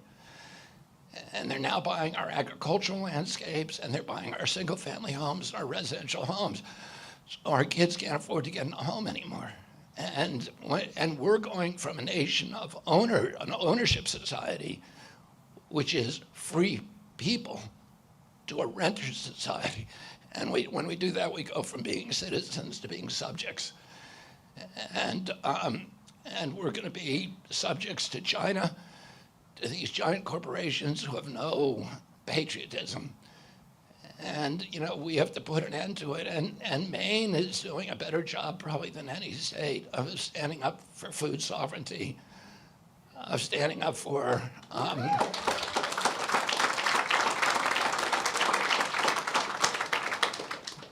a farm to market, of small farmers, of high quality food, of good quality food, of being, the Prime Act, which allows farmers to sell essentially directly to consumers, which I'll just tell you one of the things they did in Poland. And this is a trick that you see corporations using all over the place. But Smithfield went to Poland and bought, there was a couple of big old Soviet-era slaughterhouses there. The Polish meat is famous all over the world because it's all organic. Because during the Soviet era, nobody could afford chemicals. So Poland has these little tiny postage stamp farms, tens of thousands of them, and each one has a couple of cows, they have a horse. They have a chicken coop, a lot of them have pigeons, and then they have a variety of different crops, and there's actually a food tourism industry that's wonderful over there, where you go stay in a farmhouse and eat this incredible fresh food. And the big product that is famous is kielbasa sausage, and which, but it's very, very pure, really high quality meat. And each town, and sometimes many of these farms within a town, have their own abattoirs, their own little slaughterhouse. So everything is done at home, right? So Smithfield came into Poland and it gave a bribe to a legislator, that offered a bribe to a legislature, a state senator who told this to me. His name was Andre Lepper, of $1 million to pass legislation, and he refused it and went public. But other people apparently took it because they did pass this legislation. But the legislation said, as a matter of hygiene, every slaughterhouse in Poland has to have laser sensors on the faucets in its restrooms. The laser sensor costs tens of thousands of dollars to put that, like when you're at the airport and you can wave your hand and the faucet so you don't have to touch it. So it's a hygiene justification. The real justification is Smithfield knew that none of these little abattoirs was going to be able to afford it. So and it was a way of wiping out all the abattoirs and leaving them with the only slaughter capacity in the state. And you guys who are familiar with farming know 100 stories like that, where the big guys come in and fix everything. They fix the packers, there's only 4 packers, or everything is fixed in cooperation with the government. The USDA was created to help the family farmer and to ensure a wholesome food supply. But its actual job is to do exactly the opposite. It is to give us poison, processed, addictive foods that are mass poisoning us and killing us and making us the sickest population in the world.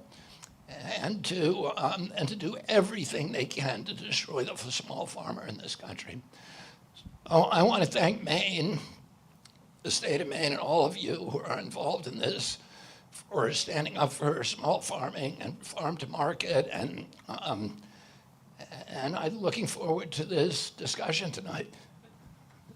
Thank you.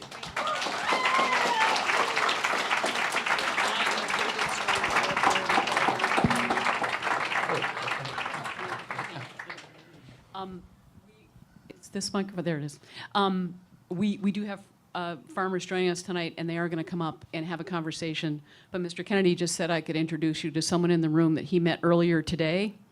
We were at a turn-in Kennebunkport, and a volunteer named Ron Pelletier, if you wouldn't mind standing up. Where is he? Ron Pelletier collected nearly 700 signatures on his own. I thought he would never stop. I thought I would have to pull the pen from his hand. But he did stop, and he went dancing, so he's good. That's all I want to say. I want to introduce a friend of mine who I see in the audience, Dr. Merrill Nass, who's one of my heroes. And Merrill, will you stand up? One of the great heroes of the medical freedom movement. Thank you, Merrill.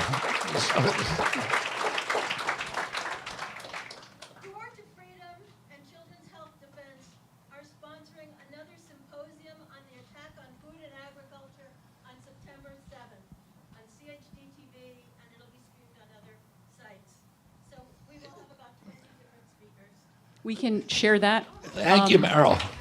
We can share that by text or email or something. Thank you. So the first, I would like 2 people from Misty Brook Farm to come up and talk, if they could. This is Keisha and Brendan Holmes from Misty Brook Farm.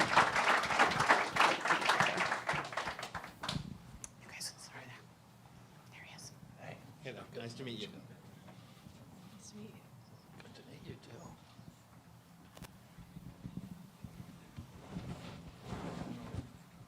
I'm actually able to speak. I think most of you can probably hear me. Here's the microphone. No problem. How do I turn it on? It should be. All right. Here we are. Okay, cool. I won't yell into the microphone or you'll all be deaf. Did you want to start? Sure. So we're here because 2 years ago, we unknowingly fed contaminated feed, PFAS-contaminated feed to our dairy herd for 2 weeks and then nearly lost our farm. It took us 11 months to clean up our original herd, and we ended up buying a second herd in order to continue to supply our customers with the organic, grass-fed, raw milk that they deserved and relied on.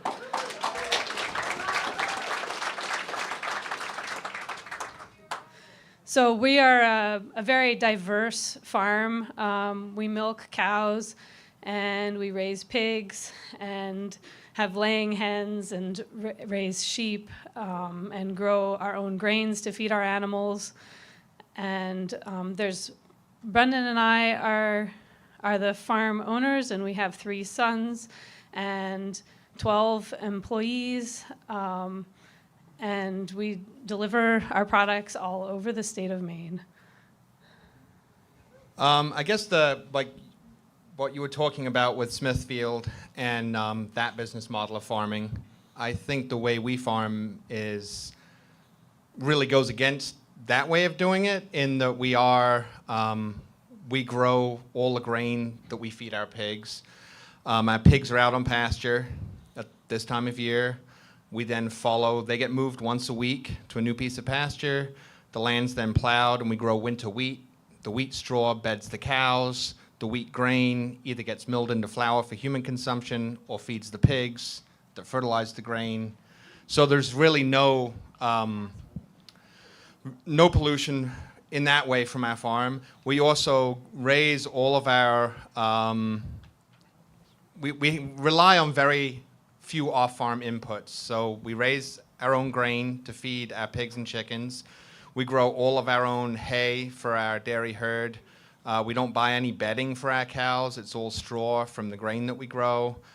We do all of our own deliveries, so we don't have a contract with any dairy buyer. We work with a couple of smaller processors to process our meat. We also distribute for other smaller farms to justify the cost of refrigerated trucks and delivery drivers. And so I really feel like that's the type of farm that can feed the United States when we saw during COVID that very quickly the supermarket shelves are empty. And since we are not part of that industrial food chain, it doesn't really affect us. We basically process all of our own stuff and deliver it to the store. You place an order, we deliver it. And we also have 12 people who make a living and pay their mortgages and feed their families from working on our team at our farm. Yeah. Great. So you should talk more about the PFAS impact. Yeah, so here we thought that we had a beautiful farm and we were feeding people beautiful, healthy food, and didn't know anything about PFAS at all. And then customers started asking, hey, have you heard about PFAS? Have you tested for it? And we said, no, but we should test for it. And we went ahead and tested our milk. We were told not to test it because we wouldn't want to know, but we did. So we tested our milk, and at the same time we tested our water, and we tested the feed we were feeding the cows. We do work with a lot of other farmers in our community, and we had bought in this hay from a neighbor farm who we later found out had a lot of sludge spread on their fields. And when we got the test results back, the numbers in the cow's milk was really high. We were lucky that the water was clean, and it was the feed that was really high and contaminating the cows and then the milk that we were sending out. So as soon as we found out, we sat down together and started to run through the scenarios. What are we going to do? Obviously, we didn't want to continue to sell people contaminated products. So we ran through our minds worst case scenarios, and the first people we told were our sons, who actually were visiting another farm at the time, so they weren't at home. And Brennan called them, and maybe you could tell. Yeah, Johnny, my middle son, he said, but Daddy, what are we going to do? How are we going to keep the farm? And I said, well, I don't know, but we're going to figure it out. And Alistair, my oldest son, who is the one who's really into growing the grain, was like, well, Dad, we'll make this work, Dad. We'll figure it out. Then we had to tell our whole team, like, hey, we're going to pull all of our products. We're going to have zero money coming in. We have enough cash flow to keep payroll for another week and a half. We need your help because it's not like we got dairy cows. They got to be milked twice a day. They got to be fed. They got to be clean. They got to be taken care of. Same with the pigs, the chickens. I can't just shut the farm down. I can't do it all myself. We're not that small anymore. So they stuck with us. Even though it wasn't guaranteed they were going to get paid, which thankfully with the help of Maine Farmland Trust and then eventually the state of Maine, we were able to cash flow that situation. Yeah, we can't appreciate our community here in Maine enough. We were very well supported during that very difficult time, both financially and also just the moral support of people saying, yes, we're going to get through this. We'll figure it out. And not all farms have had that outcome of being able to continue like we have. There's at least one other farm we know of who had to completely close up shop. Their land was so highly contaminated, and their family is now so highly contaminated from working those fields that they could no longer be farmers. And the future for them is unknown. So we're really lucky that we were able to pull through, and we really appreciate the support both from our community and from the state. Maine has developed a really strong PFAS sort of program to respond when contamination is found. They have now a fund with $60 million to support the farmers here in Maine through PFAS discovery, and have really forged the way for the rest of the country to see how we can care for our farmers and keep them on their land when possible. Can Mr. Kennedy say your part about PFAS? Yeah, I don't want to interrupt you at all, but I had the original case against PFAS with Rob Ballot on Ohio, in the Ohio-West Virginia border, which was a cattle farm, a dairy farm of Jersey cows who were poisoned horribly, and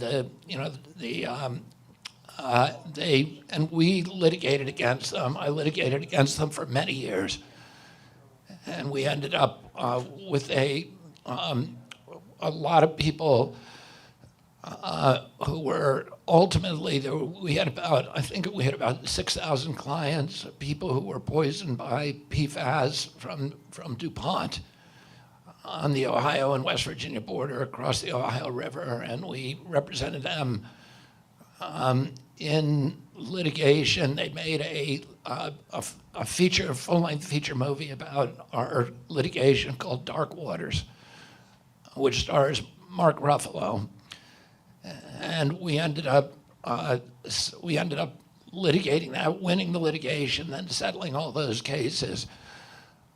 But myself and my law partner, Kevin Madonna, are now representing communities all over the country on PFAS litigation because it's ubiquitous. It's everywhere. It was used in Teflon. It was developed originally by DuPont for Teflon, but it's in many products. It's regarded as a flame retardant. So it was put in all of our children's pajamas. It was put in our furniture, and it's in flame retardants that are used by firefighters. And like, if you live near an airport, whenever they do drills, they're spraying this stuff onto the land, and it gets into the groundwater. And a lot of groundwater anywhere near airports in this country is heavily contaminated. Firefighting stations, the firefighters themselves now have the highest cancer rate of any profession. Their turnout gear is absolutely contaminated with PFAS. And they're getting all these really terrible cancers now. It's the biggest cause of death for firefighters. So, we are representing 10 communities here, including Kennebunkport, Brunswick, Portland, and many other communities in this state that myself and my law partner, Kevin Madonna, are representing because they have problems with their water supplies. The biggest problem here in Maine is biosolids, which is the problem that you had. And when you're operating a sewage treatment plant, there's a lot of sludge produced. And because all the water is contaminated now, the water going through that sewage treatment plant has a lot of PFAS in it. And that PFAS binds to the sludge. And the sludge then, was regarded, many states like Maine thought they had a really good solution for sewage sludge. In the old days, it used to be put on boats and then taken out to the continental shelf and dumped into the ocean, and people complained about that. So they thought they had a great solution, which is that to let farmers spread it on farms, on farm fields. And they didn't know at the time that it was heavily contaminated with this chemical. So in this state, the state of Maine has identified, I think, at least 400 farms that are heavily contaminated. because they were applying this sewage sludge to their farm fields. And it gets into the cows. If you're feeding that, if you're feeding the hay from that farm field to the cow's going to get it. It's going to get into the milk, and then it gets back into humans, and it doesn't leave. It's called a forever chemical, because once it gets in your body, it doesn't get out, and it causes kidney cancers. It causes a whole variety of colon cancer, kidney cancer, bladder cancers, and then a lot of other pretty serious injuries. So, you know, it's one of the, it's part of the cost of this chemical dependency that we originally thought was such a great thing, and now it's helped make us the sickest country in the world.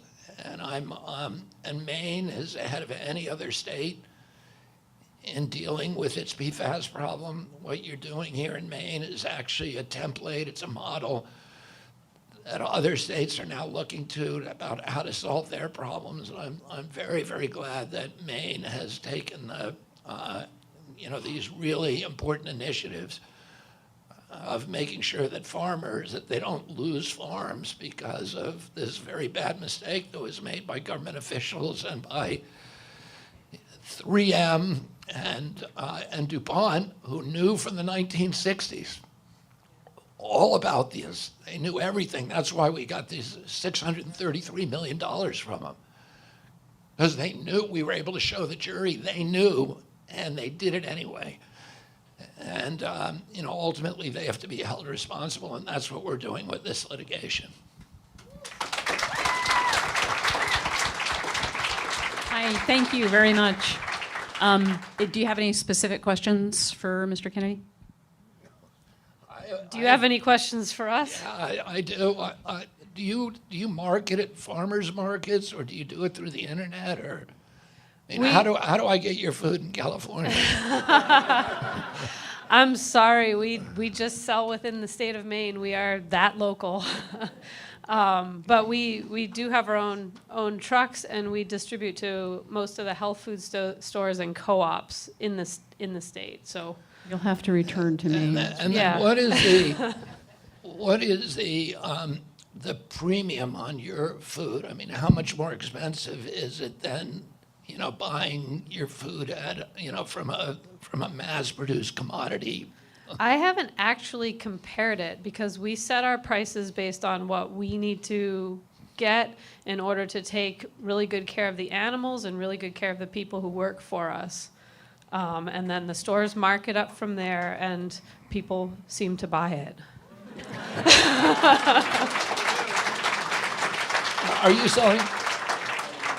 Are you selling chicken? That's the one thing we don't raise. We have laying hens for eggs, but we don't raise meat chickens. It's not something we have a passion for. The one thing that has happened in the past 3 years is the cost of labor has gone up a lot, and we really feel good about paying our team well, but as a percentage of our gross sales, it's a large percentage goes out as labor. And when you take something like, you were talking about those big poultry barns, their like hours of labor per chicken is negligible. Yeah. If you're raising them on chicken tractors and pastures and paying your help $20+ an hour, plus all of the other things you need to pay, the dollars of labor per chicken is huge. Yeah. So there are some things that it's a lot harder to compete on, but the 100% grass-fed A2 raw milk is something we're passionate about, and people seem to really like it, and cows do really well out on pasture, and it is definitely more work, the bottling and distribution, but the actual taking care of the cows and milking them is I would argue less work than doing them in confinement. And does Maine have any restrictions on selling raw milk? They are one of the few states that you can sell to in grocery stores, and you just get a milk license just like you would if you ship to the milk truck. They come and test your milk once a month and make sure it's good, and you got a license and you can sell it. I'm curious, in this audience, how many of you drink raw milk? We certainly like that. This is Misty Brook Farm, and they're in Albion, Maine. Yes. Let me ask. Let me ask this too. What are the health advantages of raw milk? Well, it's easily digested by our bodies because it has all of the natural enzymes with it. When you pasteurize something, it kills both the good and the bad bacteria that are in the milk. So some people who can't digest pasteurized milk are able to drink raw milk because it's more in line with what our body would naturally be able to use. The other thing that I always like to tell people too is a lot of the food safety is the reason that we can't sell raw milk, is what we're told. And I always say, well, my first argument is it's a free country. We should be able to drink raw milk. We can consume all kinds of other things we know are bad for us. And the other thing is our raw milk liability policy costs us $800 a year. If it was killing tons of people, don't you think it'd be a little bit more money than that? Good point. Because the insurance company's not doing me a solid. They're charging $800 and making money. So most people's auto insurance costs more than that. So that tells you you're more like, Thank you. Do you slaughter your own animals and pack them, or? We don't slaughter our own animals. We actually take our animals up to Herring Brothers in Guilford, Maine, a local slaughter facility, and then we work with other USDA-inspected processors in the state as well. It's something we had thought about doing ourselves, but we've developed some really nice relationships with our processors, and we actually like being part of the whole community and working with other businesses. Thank you. Any questions from the audience? Yep, we are going to have a Q&A after, if that's okay. So thank you very much for coming. I'm glad you made it down. Thank you. Thank you all. Thank you very much. Appreciate your work. Could Mr. Mark Fulford join Mr. Kennedy up here? There he is. Mark owns Look Far Farm, and what is it again? Teltain Farm? Teltain Farm in Monroe. All right, in Monroe, okay. Thank you.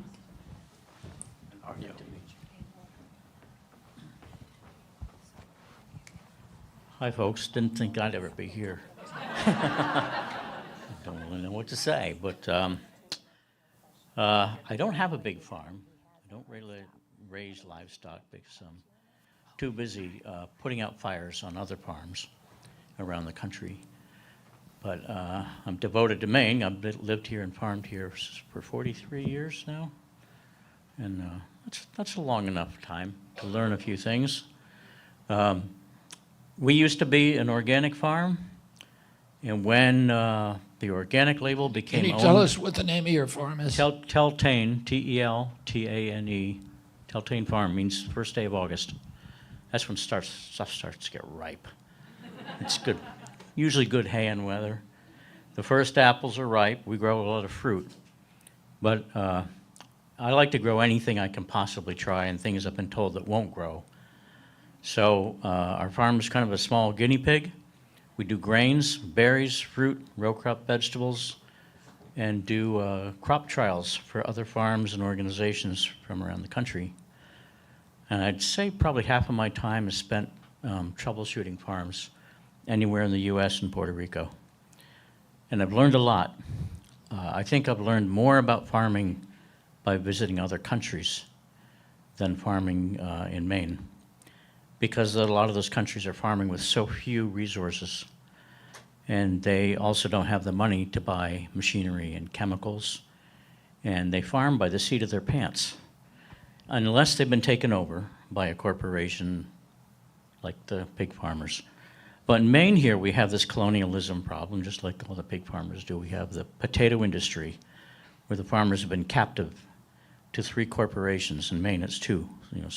In In the west, it's Simplot. In Maine, it's Frito-Lay and McCain. And it's the same thing. They get paid virtually nothing. Their grandfathers of potato farmers in Maine make less money per pound on potatoes now than their grandfathers did. And that's pretty worrisome, especially because there's this contract thing. Corporations do the contract game. They award too many contracts so they can shut farmers out by forcing them to compete with each other. So at 6 to 8 cents a pound for potatoes now, like it was back in the 30s, how can you do anything with your soil, let alone stay alive and healthy? And in the business of consulting, my phone usually rings when there's trouble. It's not when things are going good. And I've sat in bank foreclosure meetings a few times and opened up all barrels of the shotgun on the people who sold the farm, the bad information, the bad deals, and told them all that, you know, you shot the golden goose in the foot. The only person in this room who is not a parasite is the farmer. And you've destroyed his and her life. And even the children, they're not at the table in this discussion. What have you done? You've destroyed a family after 3 or 4 generations, because those of you who've been awarding the farm loans, which are not payable, really, given the, you know, the merciless gouging of what the product is really worth, how can the farmer get out from underneath this, you know? It used to be the Maine was the breadbasket, for example, of all the colonies. Now we have maybe 4, possibly 5 grain mills left in the state. 2 of them are recent, actually, and they're both organic, which is a wonderful thing. Aurora Mills up in Linnaeus, you know, and then there's a lady over there in Skowhegan, Amber, she runs a pretty big grain mill there. And then there's all these farms who grow their own grain.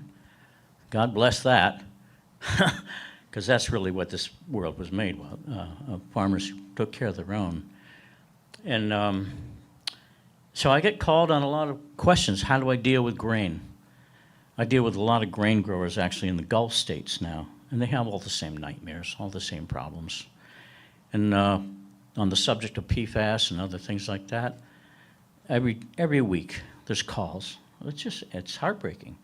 But it's not just about PFAS, it's about the spray drift of things like dicamba, Roundup's old hat. And I find myself talking to oil spill cleanup companies to come and sort stuff out on farms. So, you know, we're not making new land anymore. We got to fix what we got. So there's a little bit of brightness in the horizon for the PFAS farmers that have been damaged so badly. And I just got done cleaning up an organic farm in Louisiana that was oversprayed, probably intentionally, because this is a farm that's owned by a black community. And they own their own, it's the first black-owned grain mill in the United States, by the way. But they got oversprayed, you know, with herbicides. And it killed off all their organic crops, and they had to face decertification. And the really crazy thing was that the certifying organization didn't care about the soil. That's the first red flag. They only cared about testing the crops, even though they were looking at Roundup and Paraquat killed strawberries and leafy greens and vegetables. They could have cared less about the soil. So as a member of their repair team, I said, look, you got to go to an oil spill cleanup company. Nobody else is going to have the biology that's got the nuts to take this stuff apart. So that's one of the bright spots. There is biological remediation for extreme toxicity on farms. It's possible. Maybe not all the things can be removed, like the fluoride in the PFAS or some of the polychlorides and stuff like that are really tough. But anything that was made with oil, bugs eat it. They really do a great job. So we have a success on that one. The farm didn't lose its certification. And I'd like to see that more happen in Maine because we have so much of this PFAS. But we also have an agricultural society that's addicted to herbicides. People want to complain about the dead zone in the Gulf. How about the Gulf of Maine? How about the outflow of every stream and river in this state?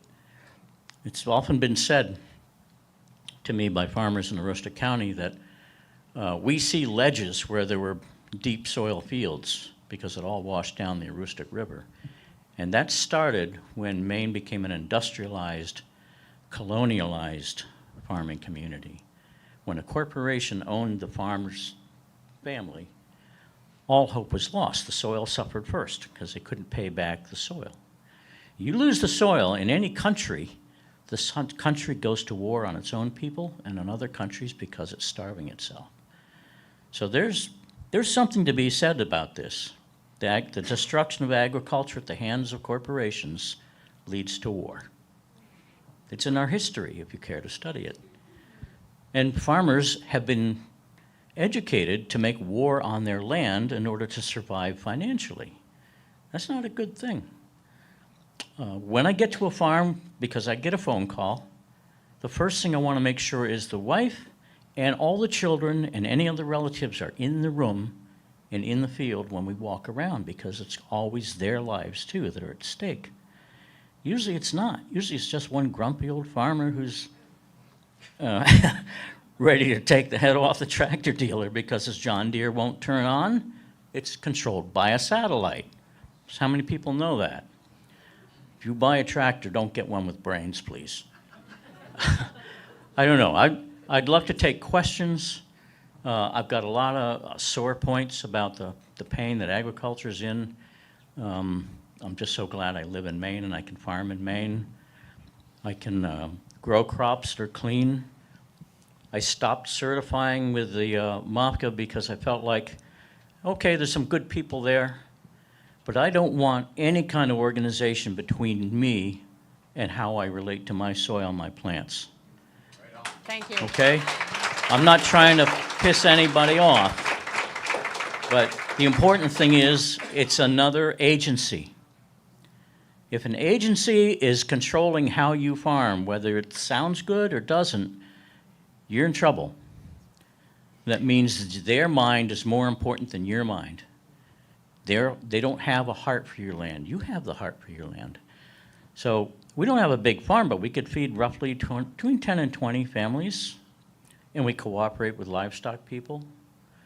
And we have all kinds of people say, no, I don't press cider anymore because it's been regulated. Or there's people who grow medicinal herbs to heal people in the community say, oh, well, we can't do it on above board because we've been over-regulated. So the three-letter agency nightmare has really crippled American farmers. We are going to do Q&A afterwards. I don't know if you guys want to exchange some words. Yeah, you may have some thoughts about some of this, but... Well, I know I'm really fascinated listening to you, and I could listen, I think all of us could, all day to you. A couple of things occurred to me. One is my mother took a couple of us to Greece a couple of years ago, and to sail in the Mediterranean around the Greek islands. And you look at this extraordinary country with this architecture that is iconic, and it was the height of civilization all over the world, and yet the land is completely barren. There is no topsoil in Greece. And you look at it and say, how could this civilization have occurred in a place where there is no soil? And of course, at the time those buildings were built, there was soil. We went to Milos, which is where that beautiful statue of Venus de Milo, if you know, that's one of the most famous statues in the world. It's a beautiful piece of marble, was carved. And you look at Milos, there's only a couple hundred people who live on the island because it's completely barren. But then I was reading in one of the guidebooks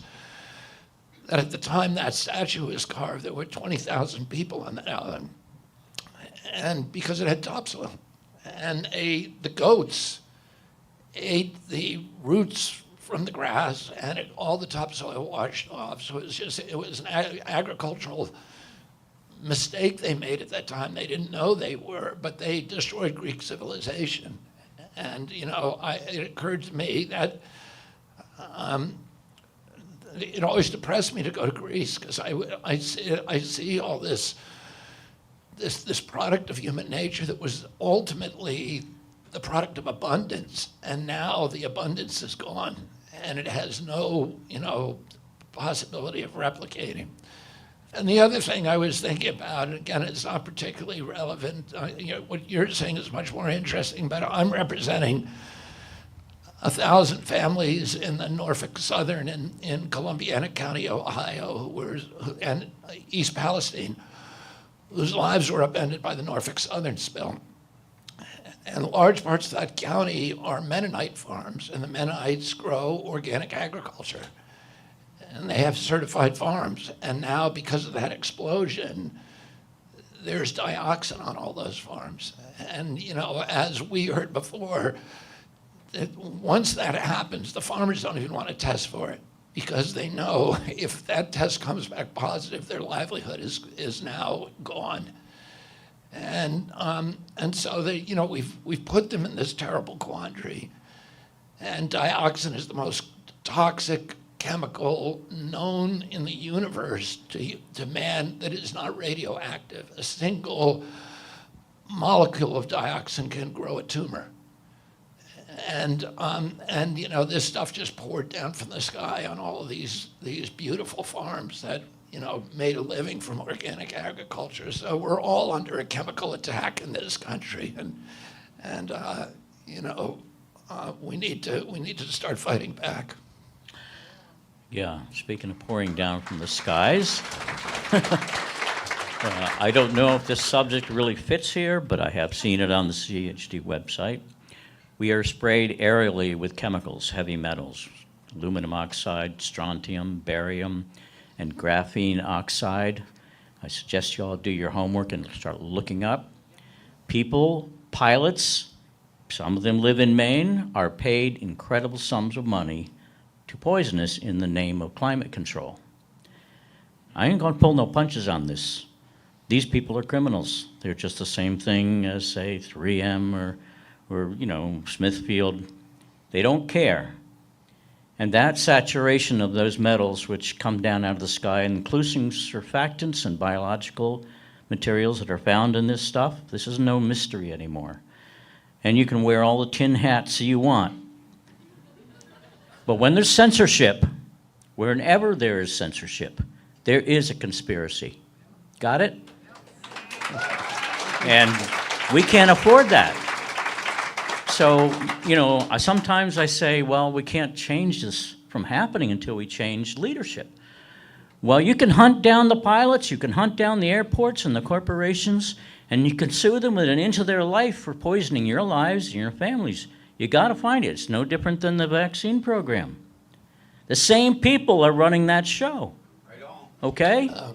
Thank you. And that's all I dare say. I do have to invite our next farmers up, but thank you, Mr. Fulford. It was fascinating. Thank you.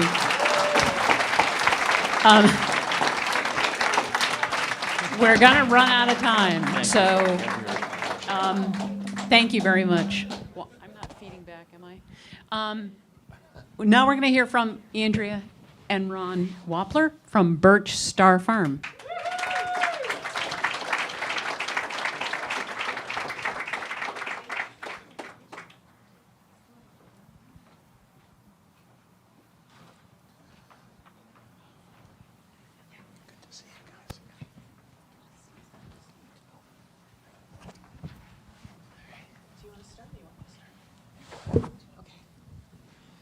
So I'm new to farming. Ron joined me on my crazy mission. At 51 years old, I decided to leave interior design and buy a farm. So we did, and I have, my very best friends are here, and they are farmers, and I have watched their journey with organic farming. And we bought a big piece of property up in Pownell, and I'm growing specialty cut flowers up there right now, and about 1/4 of an acre of our 125 acres. And I have walked that farm, and I've listened to that farm, and I've watched the native species. I have water flowing on that farm. We have ledge and woodland and about 5 fields. And I have just started, I guess we've really started on about 15 acres around the house, kind of developing it, cleaning it up. We spent about a year cleaning it up. It was really taken from. And, you know, listening to the land and what the land really wants. And I had taken a walk early with the dogs and came up on one of my fields, and I was in a really meditative place. I do that when I'm out in nature, and I saw flowers. I just saw flowers everywhere. And I got home and I said to my husband, I said, well, I want a flower farm.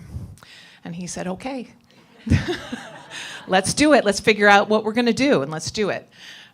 So as I said, I'm in my second year, and when I heard Bobby last year talk about his plan for healing farms, we have lost a son to fentanyl during COVID. We have another son who went through recovery at 21 and is successful and clean and sober, now in his 30s. And it really resonated with me. It resonated with me on a really deep level. And when I heard Bobby's plan, everything inside of me said, okay, this is not. Yeah, I did.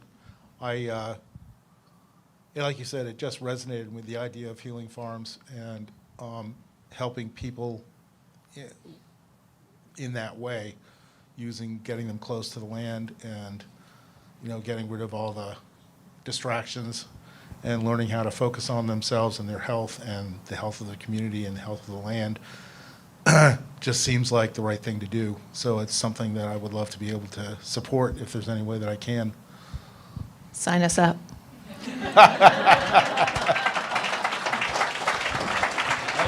know where the first one's going to be. And they're going to be growing cut flowers and organic food. Sounds perfect. Sounds perfect. Sounds perfect. So thank you. Yeah, for those of you who aren't familiar with that, this is one of the central proposals for my administration. I describe it as my Peace Corps initiative or Moonshot initiative, you know, which were my uncle's, his cutting edge proposals. And I'm going to build these, today the biggest industry in rural areas in our country are prisons. And about half the people who are in our prisons are there for drug offenses, nonviolent drug offenses. And we shouldn't be punishing them in prisons. We should be treating them and retrieving them.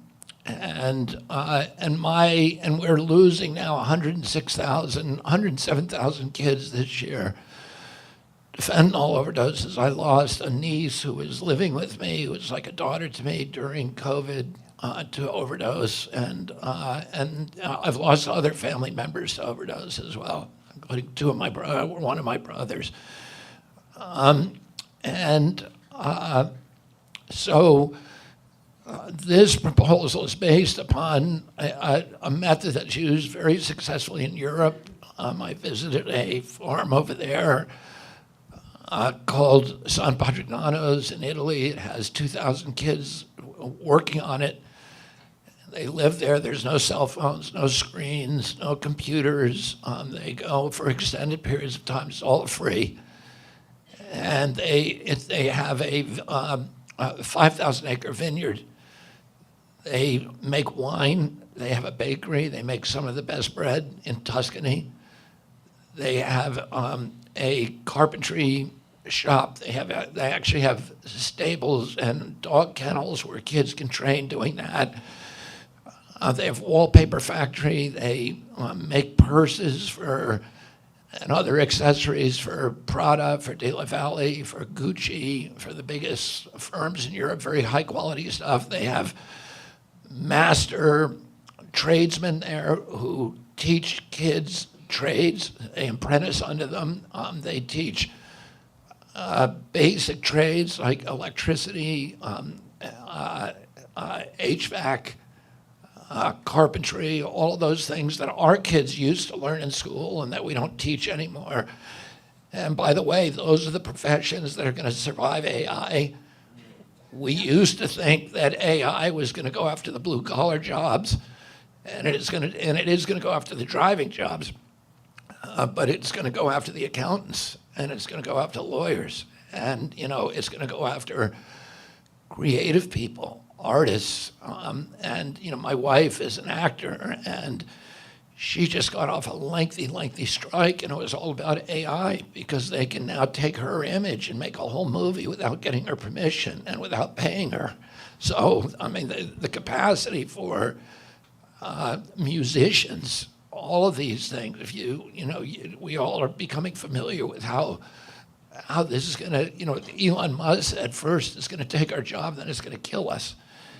And we all see that happening. Well, the last thing it's going to be able to get is jobs in the trades, because you're still going to need the plumber when your toilet breaks in the middle of the night to come up your little narrow staircase and fix it, or go into your crawl space and fix your electricity or your HVAC or your attic.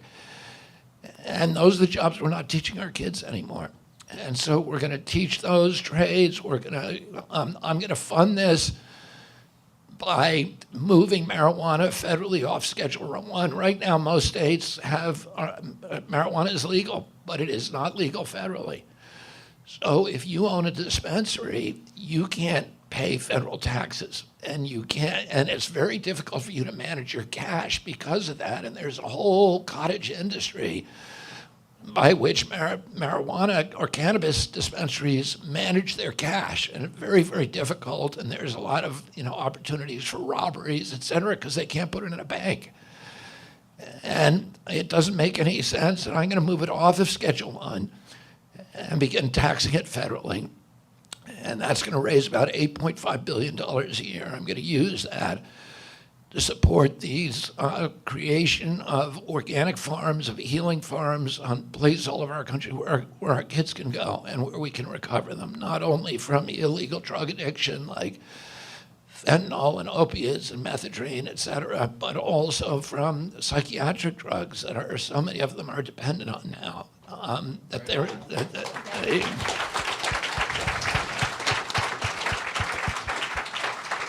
The benzos, the SSRIs, the Adderall, 120 million prescriptions a year of each of those. And we're raising a whole generation of kids who are dispossessed, who are alienated, who are depressed, suicidal, alcoholic, addicted, and they're surviving on psychiatric drugs. And it's not healthy. No other country in the world is anything like this.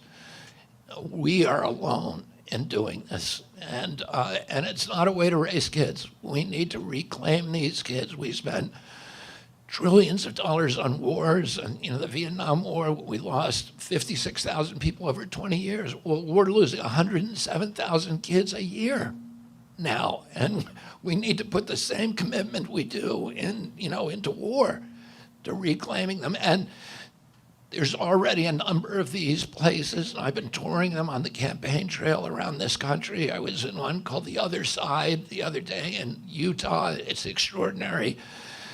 This one's an urban area. It's 5 city blocks. It has 300 ex-cons and drug addicts working there, and they learn to be reliable. They learn to show up on time. They learn to manage a bank account.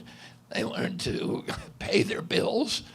They learn all of the things, the basic skills that this generation of kids is not learning, and that makes them reliable workers. And these people normally could not get jobs, but the graduates of this program are in such high demand that they cannot keep up with it. Every corporation, they have the biggest storage facility in Utah. They have the biggest transportation company in Utah. They have a construction company. They have a secondhand store that's bigger than a Walmart. And they go in there and they work, they appear on time, they work late, they learn those skills. And meanwhile, they're being reparented. There's no screens, they have to talk to other human beings, and they have to stop lying, they have to stop cheating. They have to, learn to live an honest, considerate, civil life. And that, we all learned that when we were kids, my age. We learned it in catechism class. We learned skills and shop classes. We learned them from our parents, from our churches, et cetera. And we've raised a generation now that, you know, they spend a lot more time on social media than they do talking to you at the dinner table. Oh, and we're losing them, and we've got to go back and reclaim them. So that is, you know. This is my president. Hear, hear. Absolutely.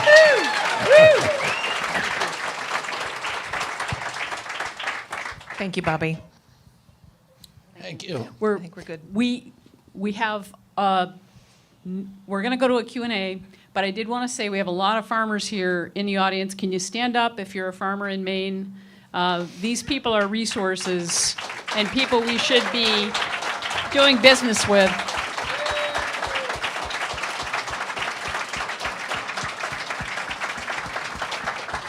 Thank you.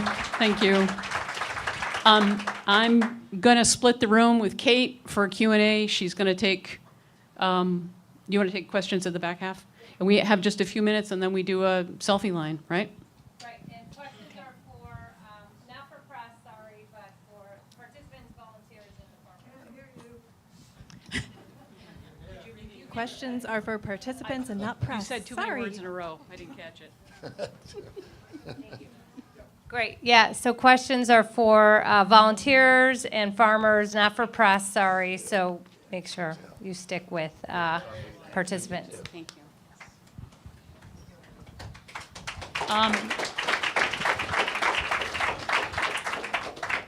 Do we have any questions? There's one way back there, Kate.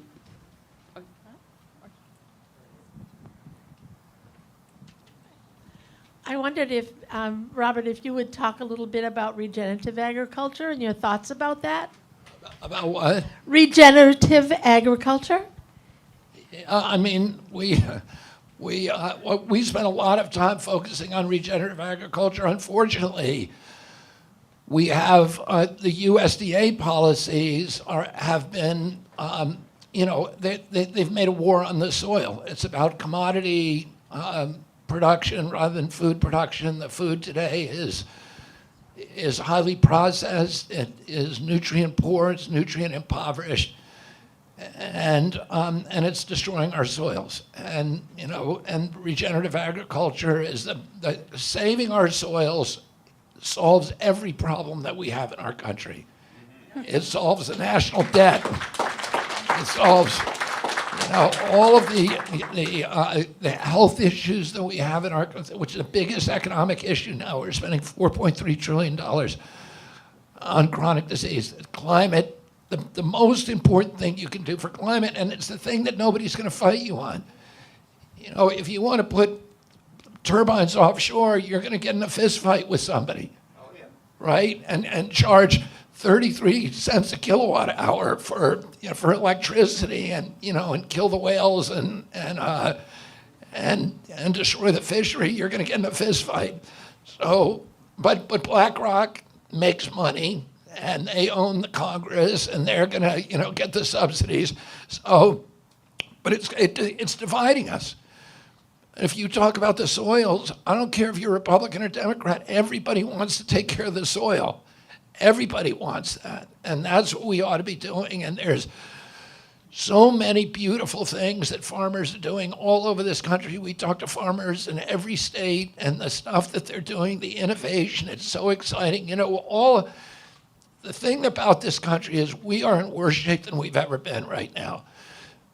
We have the worst health of any country in the world. We have the worst food of any country in the world.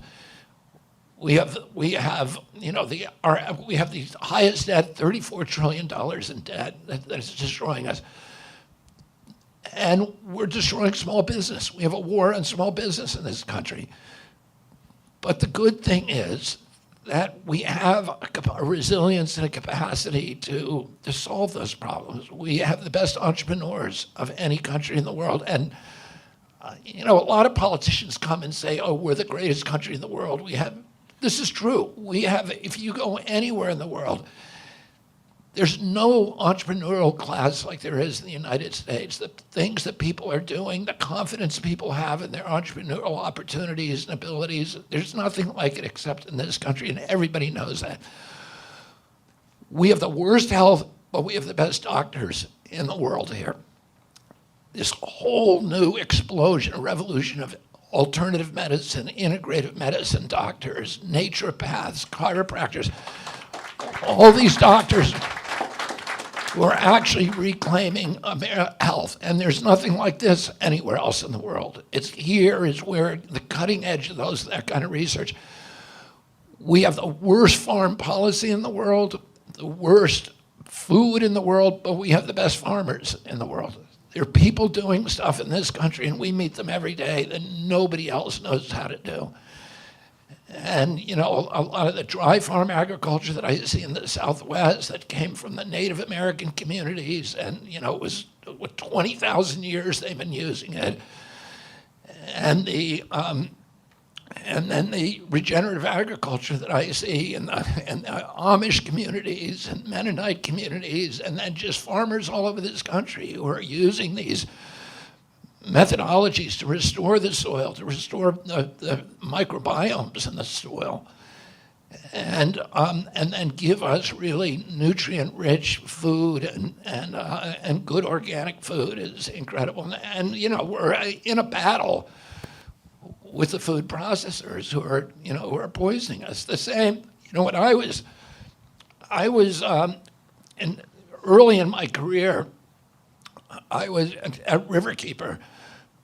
I had an office in White Plains, New York, and I had that for 35 years at Pace Law School. And I hired an assistant who stayed with me for 30 years, and she ended up marrying John Cronin, who was the first Riverkeeper. Her name was Connie Huff, but she worked for Kraft, which was the big food processor. And she left her job at Kraft, despite a really good security, because Philip Morris bought Kraft. Philip Morris is a cigarette company. And the cigarettes were under pressure, the tobacco industry, so it was diversifying by getting to food. And it took all of its scientists who were developing ways to addict you to cigarettes, and it turned them loose on our food supply. You know, and they figured out, oh, you put a lot of salts in it and sugar and all these other chemicals, and it becomes addictive. And you know, you wonder why you buy a potato chip pack, you know, intending to eat only one, and then you eat 3 packs in a row. It's because they are addictive. They were designed to addict you and to poison you and to make you feel like no matter how many of you eat, it never fills your stomach. And they're designed that way, the same way the cigarettes were designed to addict you. So they've given us this food. There's 1,000 ingredients in American food that are illegal in Europe. And we wonder why we have the sickest people in the world. You know, we have the sickest kids in the world. When my uncle was president, 6% of American kids had chronic disease. Today, 60% do. When I was a kid, the average pediatrician would see 1 case of diabetes in his lifetime over a 40 or 50-year career. Today, 1 out of every 3 kids who walks through his office door is pre-diabetic or diabetic. And we're spending as much on diabetes, which is mitochondrial dysfunction, as we are on our defense budget. And chronic disease in total, we spend $4.3 trillion a year. That's 5 times our defense budget. So it is the biggest cause, and it's bankrupting our country. And it's, you know, all of our kids are sick. It's hard to find a kid who is not damaged today, who's not suffering autoimmune disease, neurological diseases, you know, reading disabilities, all this stuff, or allergic diseases, or obesity. Try to find a kid that doesn't have one of those things. You know, and when I was a kid, I knew nobody who had any of that. I had 11 siblings. I had 70 first cousins. I never knew anybody with a peanut allergy. I did not know a single person in my whole life who had a peanut allergy. Why do 5 of my 7 kids have food allergies? What happened? It's not, we're mass poisoning them. Genes don't cause epidemics. They may provide a vulnerability, but you need an environmental toxin. And we are poisoning these children. And we need to, and the beginning of not doing that is organic agriculture and regenerative agriculture. I have another question here.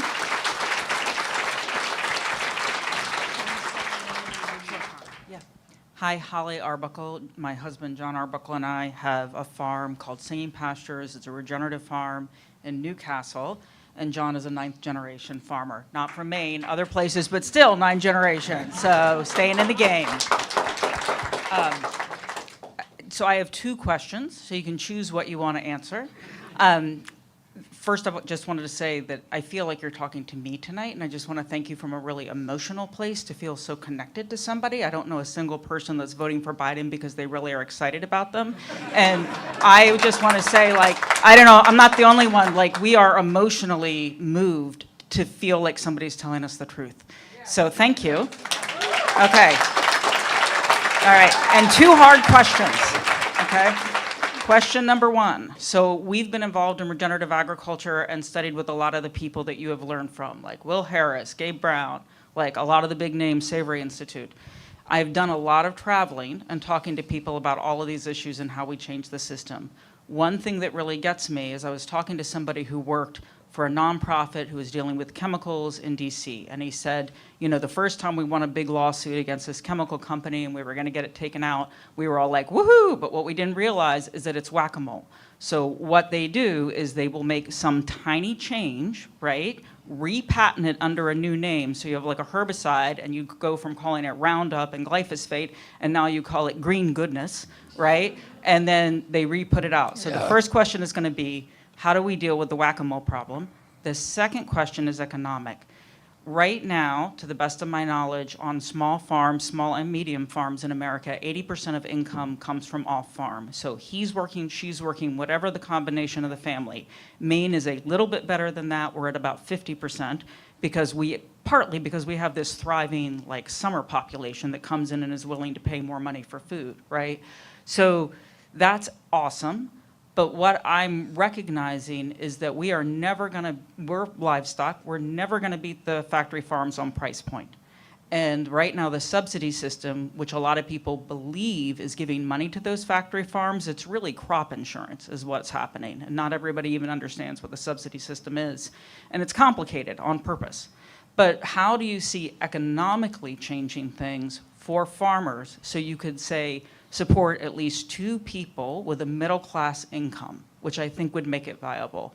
And right now, the young people that are trying to do it, in Maine, I was talking to one of our state nonprofits that was doing an incredible program, but basically we had a lot of new people trying to farm, but they're quitting after 6 or 7 years because they're not making it financially, and what do? We blame ourselves. And I found out that 70% of income comes from off-farm, 80% of income comes from off-farm from somebody from Farm to Legal Defense Fund, an organization I'm sure you know. And all of a sudden, that was the first aha moment for me. When we weren't making it, it wasn't like a personal responsibility, because that is another burden on farmer. You personally are a failure. You are the 6th generation, you're the 3rd generation, you used your old life savings and you failed, right? And you're losing your identity too. So those 2 things, the whack-a-mole question and how do we move the money around to make it viable? Yeah, part of it was just a cheap food policy that, a combination of cheap food policy and huge subsidies to commodity food producers that gave the illusion that their food was cheap. We're paying for that food through sick people, through healthcare costs that have gone up to $4.3 trillion. And I'd rather pay a higher price for good food that's not going to make you sick in the long run. And that we've got to align those policies. And there's no single silver bullet. There's a million different things that we can do. And we also have to be conscious that we've hooked 90% of the farmers in this country on a system that is poisoning everybody. And we don't want to lose those farmers. We want to give them options. We don't want to force them to do things, but we want to rationalize the system so that it makes them, to incentivize them to switch over to organic farming. And you know what, so I'll just give you a couple things that we ought to be doing. One is the food stamp program should not be buying crappy food for our kids.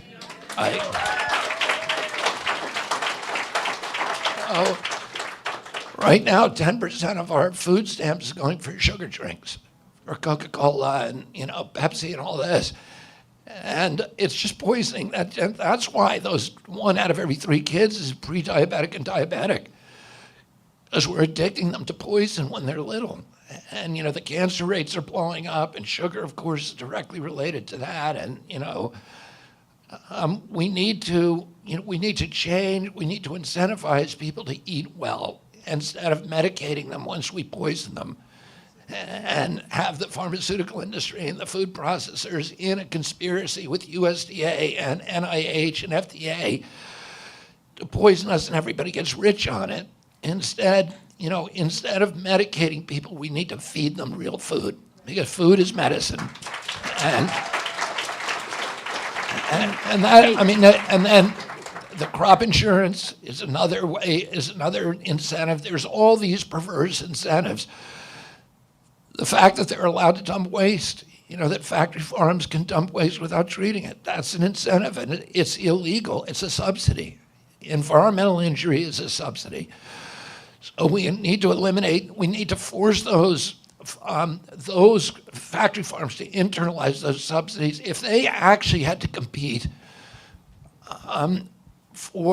if they had to compete head-to-head with a farmer on creating good food, they could not do it. They're completely reliant on subsidies. And we need to remove those subsidies what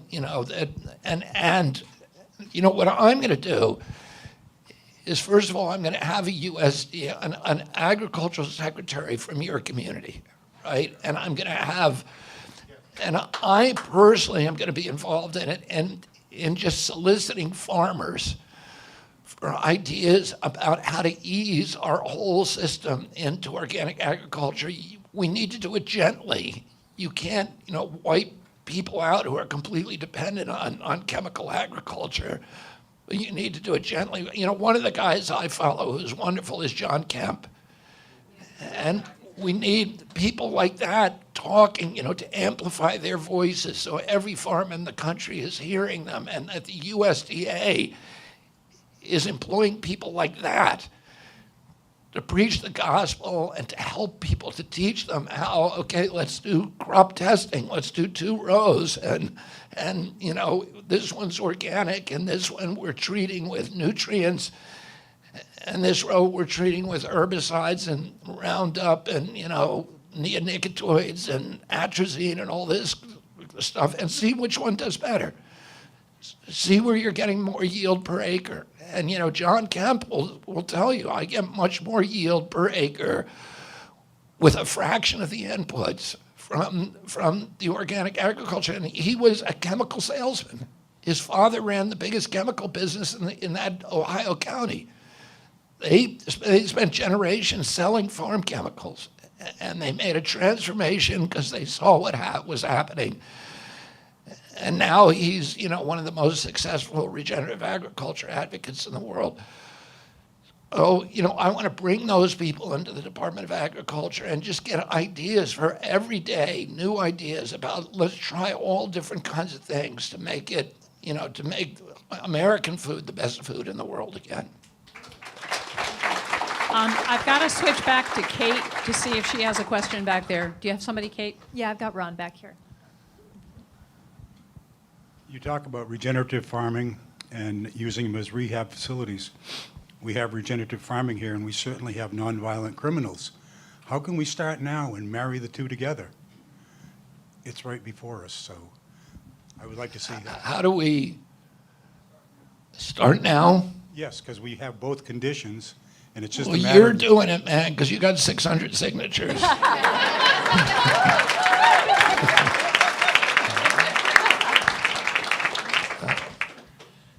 Thank you, Ron. Stop it.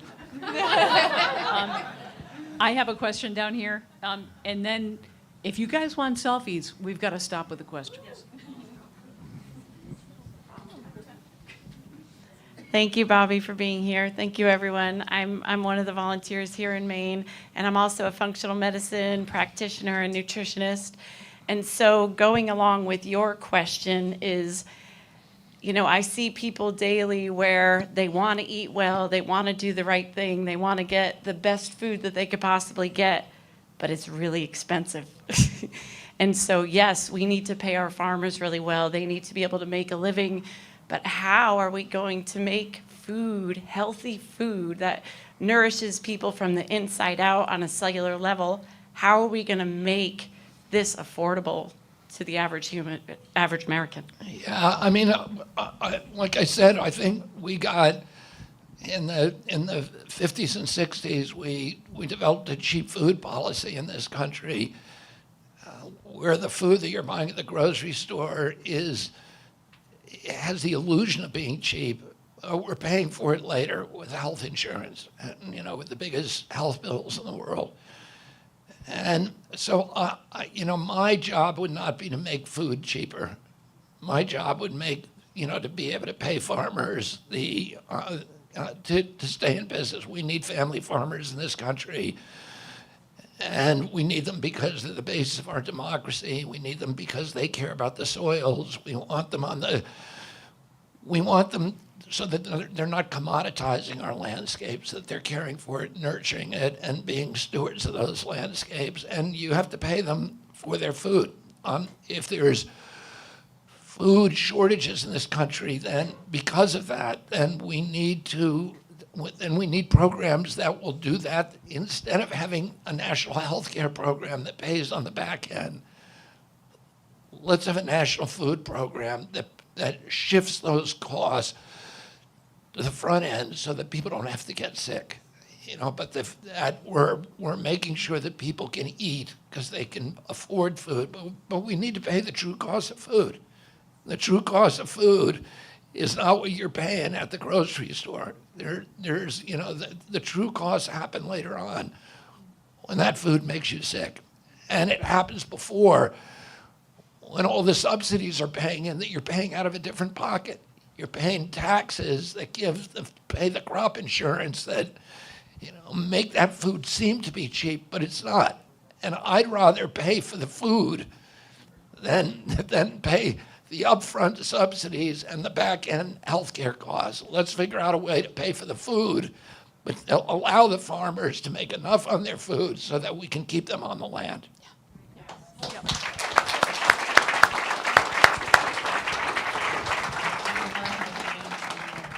Yeah.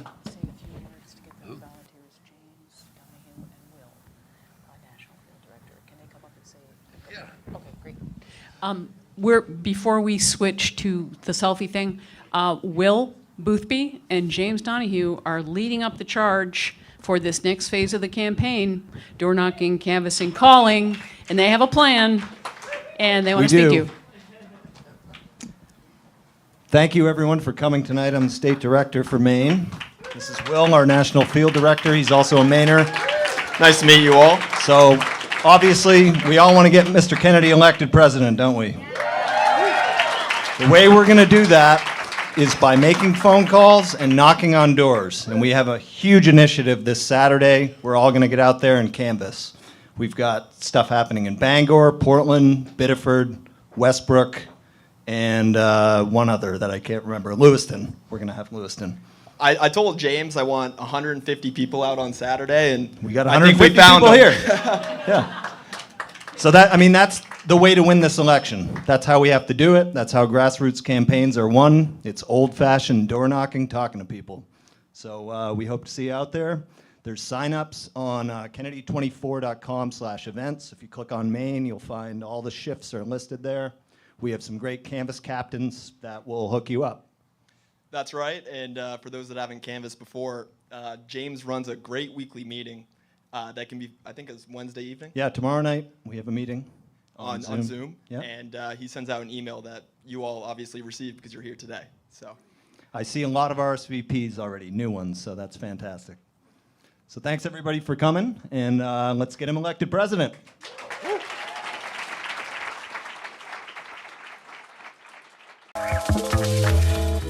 All right, joining me now, Robert F. Kennedy Jr., presidential candidate, independent, and doing really well, ranging from 10 to 15 points, which is gigantic for a third-party candidate.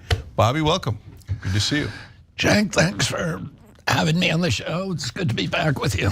All right.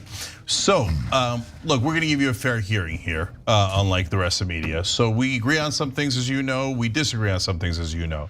So, but I want people to understand how media generally works because it's so important to politics. So, for example, a lot of people have been talking about, oh, the worm that was the parasite in your brain, et cetera. But that wasn't a recent thing, was it, Bobby? That was from a while back. And so tell me about how a story like that comes up at a moment like this. That was something that happened to me almost 15 years ago. And it was the subject of a question that they asked me during a deposition about my divorce. The New York Times went back and dug up, in their explorations of my past life, they dug up that deposition and then they did a story on it. So, but a lot of people thought that I had actually made an announcement that I have a worm in my brain. Yeah. So I learned from the publicity that that was attended to that, to all of the Sturm and Drang around that people have this same parasite, and it's very common. My doctors originally thought that I got it from eating undercooked meat in India, but you can also get it. I learned this, recently. You also can get it from hog production farms. And as you know, I spent a lot of years litigating against those. I spent a lot of time in and out of these big factory farms, and apparently it's a pretty common parasite among farmers who are running those operations. So I guess I could have gotten it there too. Yeah, so the reason I bring that up is because what we try to do is we look at it and go, okay, but why is it coming up now, right? And would it come up against any normal candidate that's a Democrat or Republican, or is this a thing that they do to outsiders where they go and dig and dig and dig and try to find something? And the second part of it is, I looked it up as well. It turns out it's not a billion. It's 1.7 billion people that have that parasite. And so now that's the context that you never hear, right? So right-wing media was pretty good to you when you first started because you were in the Democratic primary, let's keep it real, and they were trying to hurt Biden with it. Now right-wing media hates you too, and all of a sudden they're finding things and they're throwing stuff at you. Mainstream media hasn't been exactly kind to you. So who do you think is worse in your experience, mainstream media or right-wing media? Well, do you mean worse? Worse to you? I think the mainstream media, the kind of liberal, and the networks, CNN, MSNBC, ABC, NBC, CBS, the Washington Post, the New York Times, and then all the kind of liberal news sites are, but number one, they won't let me on to do live interviews, with one exception, which was Aaron Burnett, which was recent. But none of them have let me on for many, many years to do live interviews, and to this day, they won't let me on. So, we're hoping to crack that, and I think that's one of the reasons I do very poorly among baby boomers. So I beat President Trump and President Biden among Americans under 35. In the battleground states, I'm beating them Americans under 45.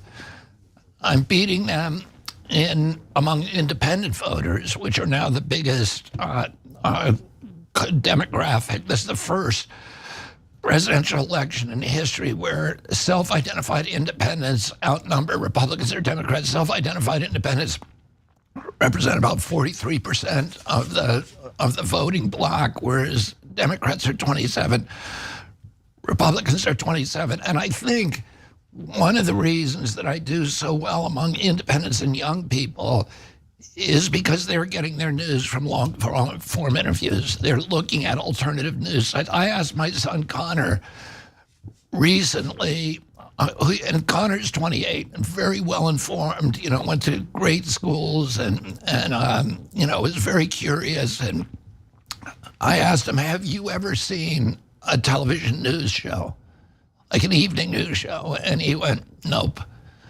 So you have a whole generation that is looking elsewhere. But the people who watch the television news are baby boomers. And I think baby boomers you would think, like me, because a lot of them remember the, Camelot, the Kennedy era. I was a big hero to them when I was just an environmental champion and before I started talking about public health issues. But they are the one group where that's my Achilles heel. If I make inroads in baby boomers, I'll win the election. If I can't get into that cohort, then I lose. Yeah. So we're going to get to things that we disagree on in a second, but it is rather startling. I mean, when you think about it, because I've seen you peak at 18% in polls, and for a third-party candidate, that is a monster number. That is a gigantic number. Well, I got the Deseret News did a poll this week that has me tied at 20% with Biden. And overall? Yeah. Okay, that seems like an outlier. In a three-way race. No, I think it's true in Utah, not overall. Oh, in Utah. Okay, yeah. okay. But then, the Quinnipiac poll, I think, had me at 27 points in Michigan. I'm at 26 in Arizona. So, and all I need to do is get to 34 to win the election. And a lot of the polls that have me in single digits are fixed polls. So they do something that they have never done before, which is they pose the question as if it's a two-way race between President Biden and President Trump, and then they offer or other. So most people, they say, if you had to vote between these two, which one is it? And for those who push other, they are sent to a different field, and then they're asked about me, Cornel West, and Jill Stein. So it's a two-step process to get to me. And no, that's so unfair. Right, and we know because Quinnipiac did it both ways at one point. And we saw that when they did it the regular way, as it would appear on the ballot, that I was 17 or 18 points. Whereas when they did it the second way, then I dropped down to 9 or 10 points. So does CNN ever give you a reason why they wouldn't do a town hall with a guy that's anywhere between 8 to 18 points? Well, they didn't have to give me a reason. Jake Tapper went on the air and said, I will never have Robert Kennedy at a town hall. Oh, okay. So, what if you win?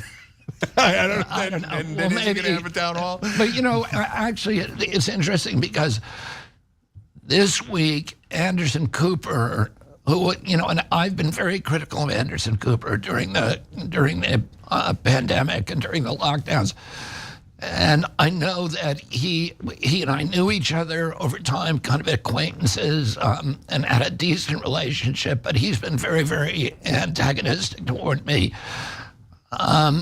And he actually did a very nice show about me this week for the first time. So, where they were interviewing people who are my supporters and trying to figure out, what's wrong with them.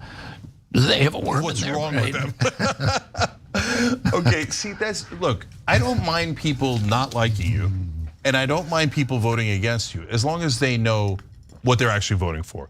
And I think that the rest of the media does a great disservice when they don't actually hear you out. So let's hear you out. So, Bobby, as you know, I don't agree with you on vaccines because we've talked about it before. And so help me understand this. So if you say to me, hey, listen, Big Pharma is lying about X, Y, or Z, that doesn't seem inconceivable to me at all. Big Pharma, I can't stand them for a number of reasons, for all the reasons that you sued them in the past and the damage that they've caused in different cases, for the fact that they're preventing us from negotiating drug prices. So I'm not convinced by mainstream media or the lobbyists, et cetera. But when I go to talk to about the COVID vaccine, every doctor I know, every scientist I know, they say the entire medical community and themselves say that it does work and that you're wrong about it. So do you see, Bobby, why it seems like you're asking a lot of people by saying, no, believe me, instead of what appears to be the entire medical community? Yeah, first of all, I bet you if you and I talked about vaccines and actually looked at data, you would agree with me on almost everything. But let me just, before I answer that question, let me, basically outline how I stand on vaccines. Vaccines, no vaccine is safe and effective for everyone. There are certain numbers of people, the Supreme Court said, vaccines are unavoidably unsafe. That's when they upheld the immunity from liability. They said unavoidably unsafe. You cannot make them completely safe for everybody. So, and if you look at the list on a manufacturer's inserts, there's 420 injuries that are listed on the manufacturer's inserts from vaccines. My concern is the people who get injured. And I think, the medical community's reaction to those people is that we shouldn't talk about them because it will sow doubt about vaccines if you even admit anybody's getting injured. The vaccine courts have paid out billions of dollars in injuries, so the injury is real, it's undeniable, and it's on the manufacturer's insert of every vaccine, and they're very serious injuries, including death.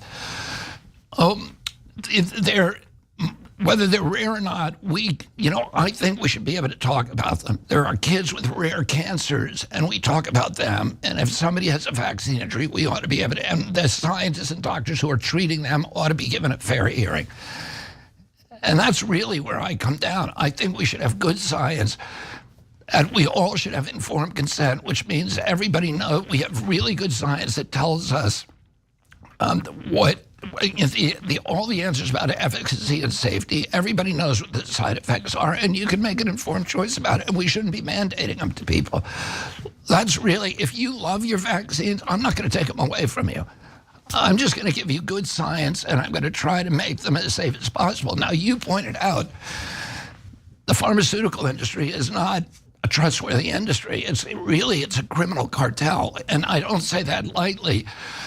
The 4 companies that make all of the vaccines, the 72 vaccines now mandated for our children, all of them in their other products have paid, I think, $79 billion in criminal penalties. They haven't paid anything with vaccines because vaccines are immune from liability. So you cannot, no matter how negligent that company is, no matter how reckless they are, no matter how grievous your injury, you can't sue them. And you know and I know that if you tell a company that we can sue you if you do something wrong, they're going to be more careful about it. Yeah. And if you tell, these are companies that have been showing, for example, Vioxx. Merck knew that Vioxx caused heart attacks, but it didn't tell its customers. It marketed as a headache pill and an arthritis pill. And so the customers went and took it, and maybe hundreds of thousands of people died as a result. Many of those people would have said, if they knew that it could kill them, they would have said, I'll take an aspirin instead. But they weren't told that. And Merck did that deliberately. They ended up paying about $7 billion in the end, but they still made money on the product. So what if you could tell Merck, here's a product you'll never have to, no matter what happens, no matter how sloppy you are, no matter reckless, no matter how toxic the ingredient, you'll never have to pay anybody any downstream liability. You can bet that they're probably not going to behave if you waive all liability. So that's something we should be concerned about.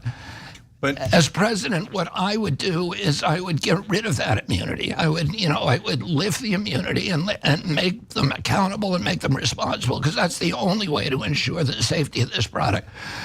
I would say this about the COVID vaccine. You remember at the beginning of COVID, we were told that if you take that vaccine, because you just said, the medical community all says it works. Well, what does that mean? Because originally they told us it would stop transmission, and that if you Not really. No, they didn't. No, but check. You can go on. There's whole reels out there on YouTube that your listeners can go to right now with Tony Fauci saying, if you get this, You cannot spread it to grandma. You cannot spread it to anybody in your family. You are protecting other people by getting this. Well, that's because we were told that it would prevent transmission. Otherwise, how it's going to protect other people? We were guilted into it. We were shamed into it because they said it stops transmission dead. Right. And they all said this. Bill Gates said it. Tony Fauci said it. Elizabeth Burke said it. Robert Redfield said it. Joe Biden said it. They have them on tape again and again and again. That wasn't true, and they knew it wasn't true at the time. And I was saying at the time, it can't prevent transmission. Why was I saying that? Because I was actually reading the science. In May of 2020, I read the monkey studies, and the monkey studies showed that the animals that were vaccinated were getting levels of concentrations of SARS-CoV-2 in their nasopharynx that were equivalent to the unvaccinated. So it was clear then to anybody who looked at those studies that it was not going to prevent transmission or infection. So I would say, and if you look, and then I'll just say one other thing. All around the world, there are countries that were heavily vaccinated, and there are countries that were essentially unvaccinated. And I'm not saying this is a correlation. It does not prove causation. But for example, our country, which was one of the most heavily vaccinated in the world, had the highest body count from COVID of any nation on earth. So we lost 16% of the American people. We had 16% of the COVID deaths in this country. We only have 4.2% of the world's population. So we literally did worse than any nation on earth. Now, we were told at the beginning by Anthony Fauci and Bill Gates, et cetera, that the nations that were going to get wiped out were the nations that couldn't afford the vaccine, specifically Haiti and Nigeria.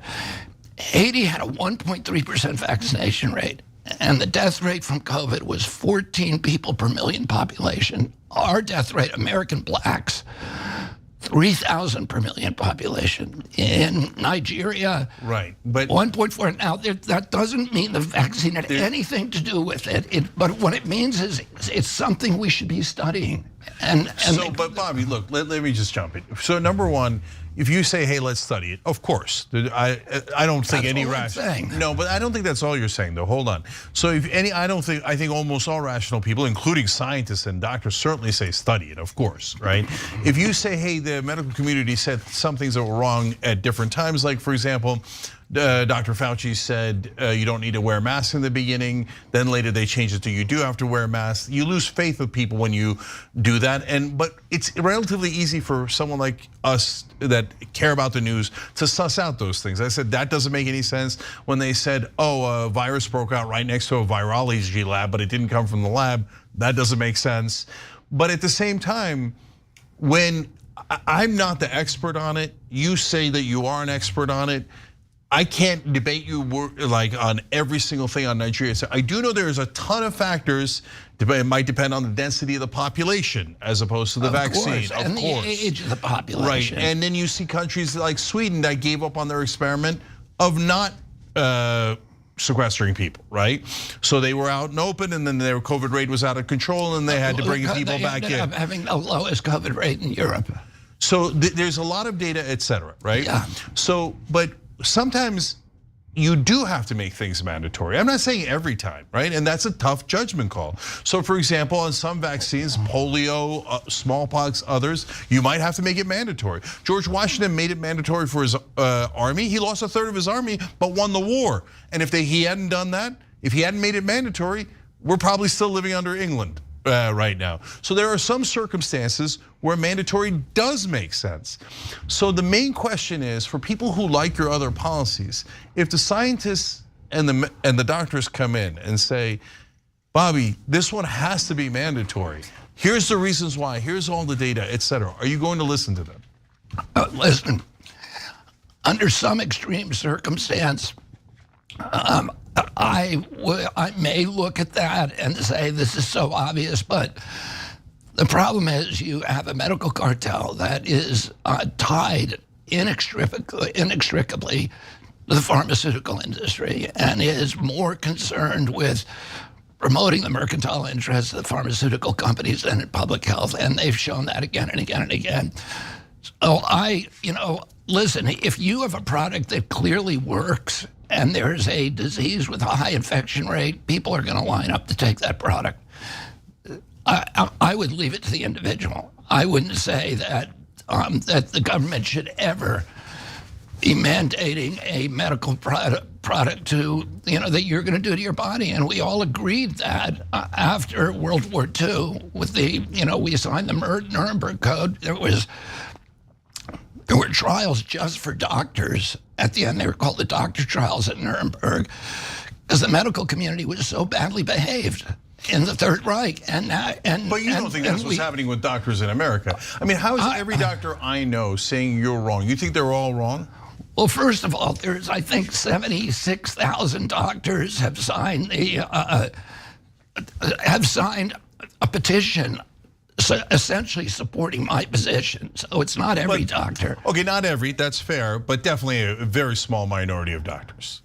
Well, yeah, but the question is, are the doctors, do they hold that opinion because they're reading a scientific study, or do they hold that opinion because the CDC told them this product works? And that's what I would ask the doctor. I'd say to him, show me the study that you're basing that opinion on. Because I read science, that's what I do for a living. I read science for a living.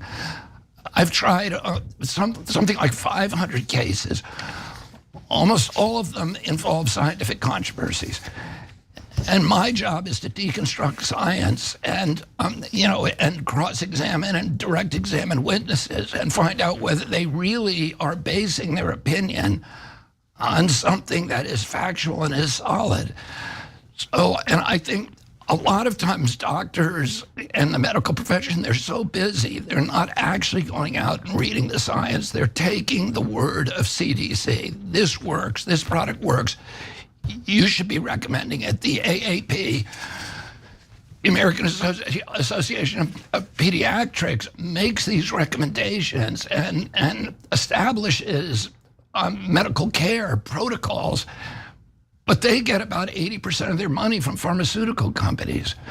So don't we have to be worried, and shouldn't we be worried that those decisions are influenced by the money that they're getting by these conflicts of interest? Well, I do worry about it. I worried about it in the OxyContin context. And so that's why I've got the credibility to be able to say, like, I see when they're doing wrong, but at the same time, I see when they're doing right. Cenk, you know what? This is a really, really good example that you just brought up.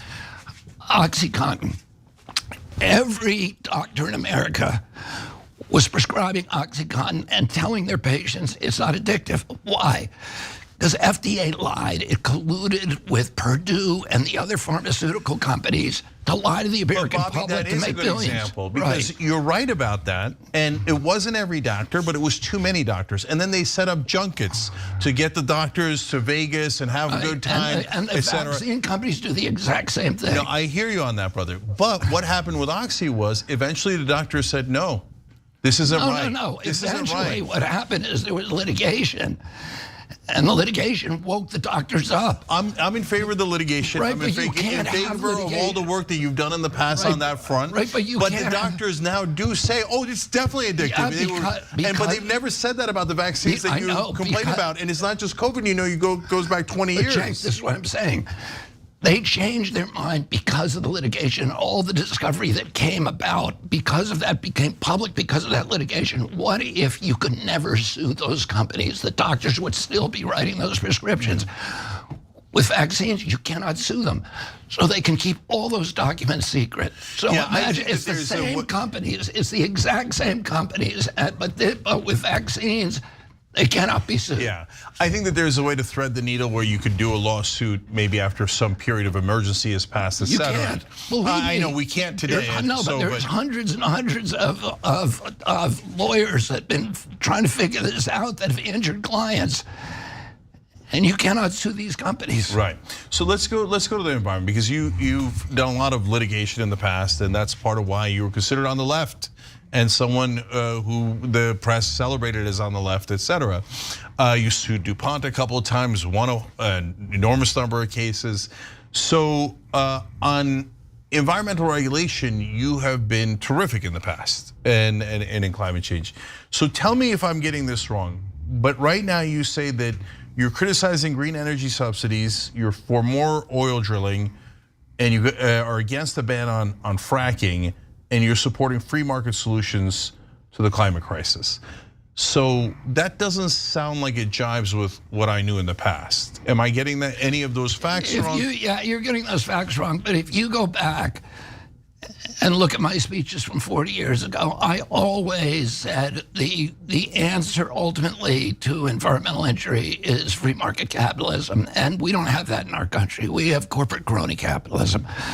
And in a free market, a true free market, the actors in the marketplace would have to pay all the costs of getting that product to market, including the cost of cleaning up after themselves, which is a lesson we were all supposed to have learned in kindergarten.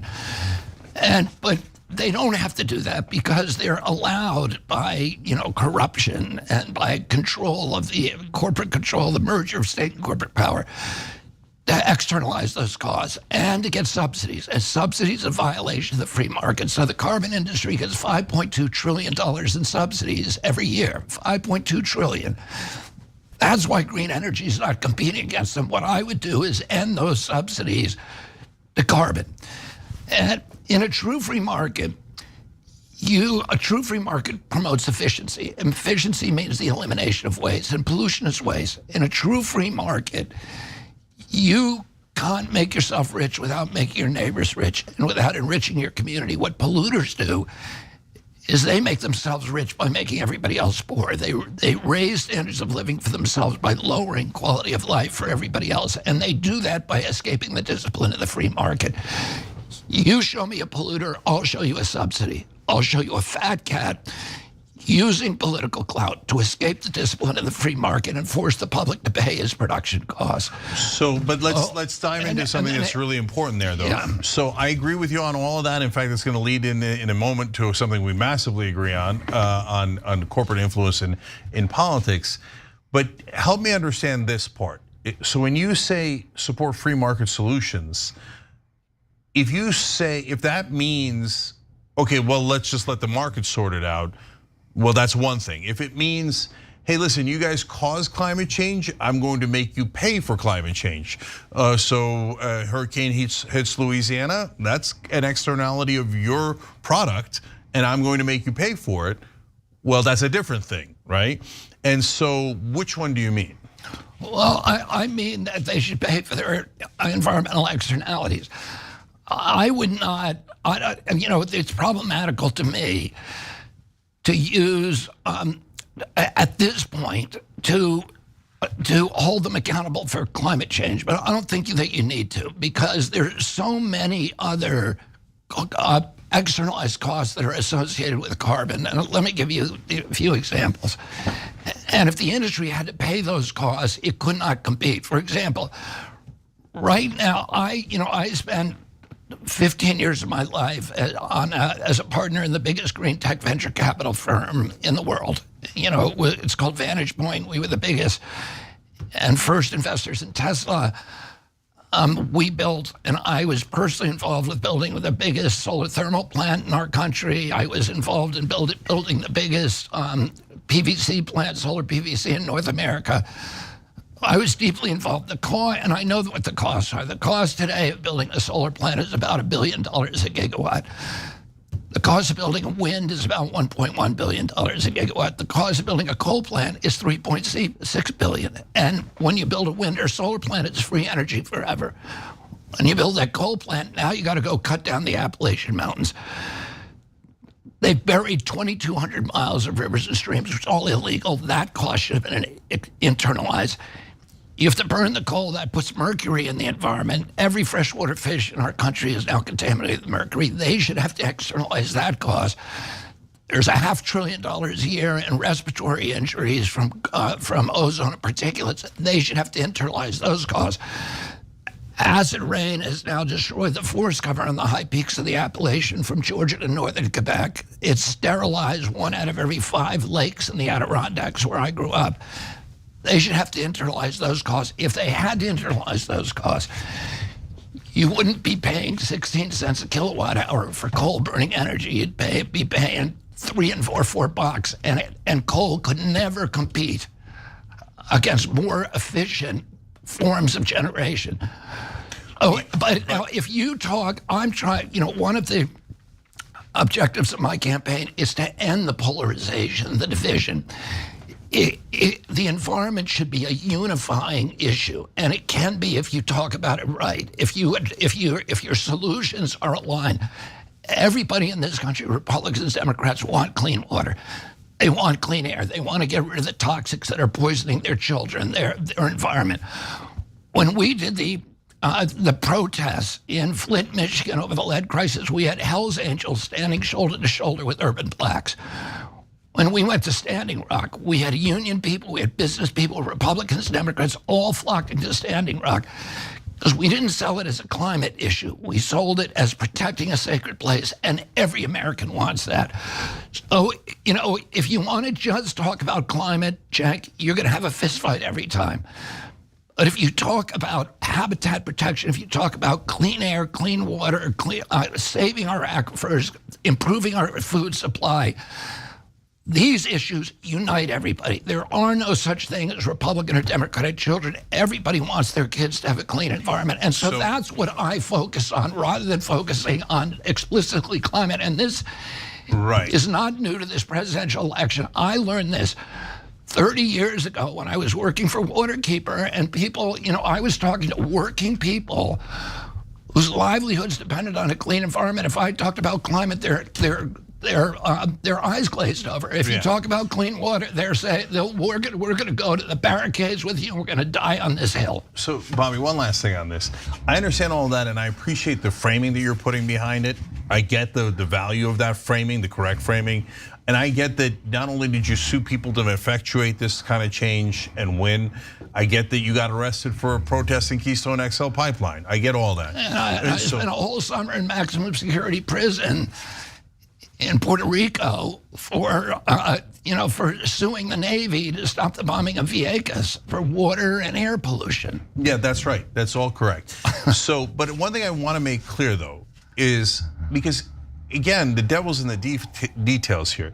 If you say, okay, I'm going to take their externalities like coal creates, and I'm going to make them pay it, that is regulation. Right. So look, I get it that you don't want to talk about it in terms of regulation. No, I'm happy to call it whatever you want. But I don't want you to go if we were to if you go into office and then you go, oh well, I was using the framing, so you know what? I'm not going to regulate them. I'm just going to let the free market decide. No. That defeats the whole point. No, I'm not. You see what I'm saying? Listen, markets.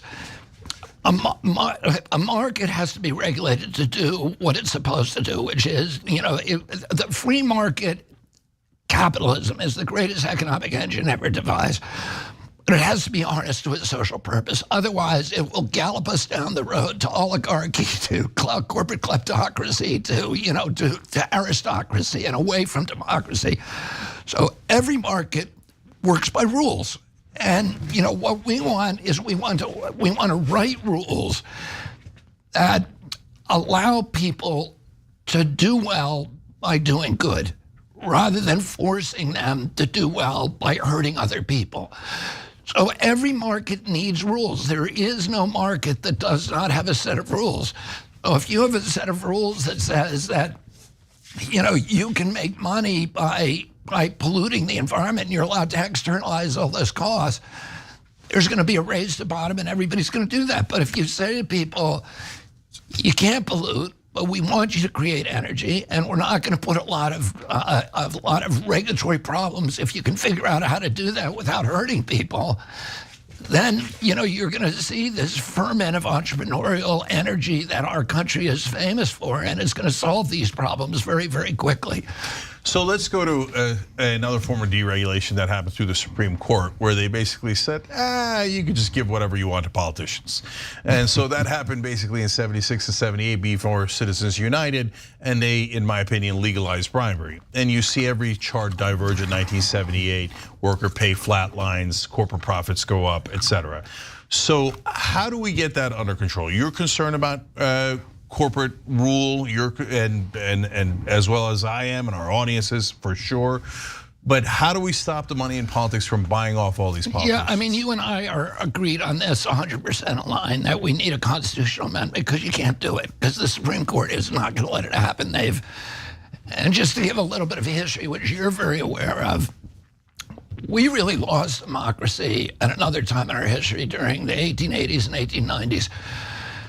A period called the Gilded Age when these giant robber baron families, the Carnegies, the Fricks, the Rockefellers, the Mellons, the Morgans, sat on these interlocking boards for all these big trusts, the sugar trust, the oil trust, the rail trust, et cetera. And they controlled politics in this country. This was before the direct election of senators.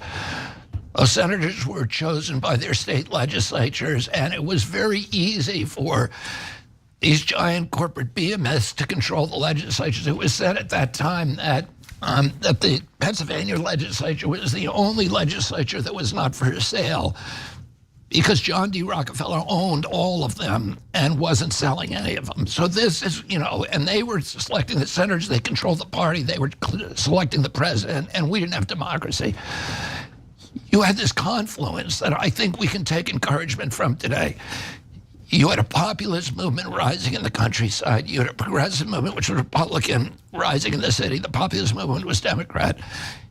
You had muckraking journalists like Ida Tarbell and Upton Sinclair, who were working for McClure's magazine and writing these extraordinary exposés about the robber barons.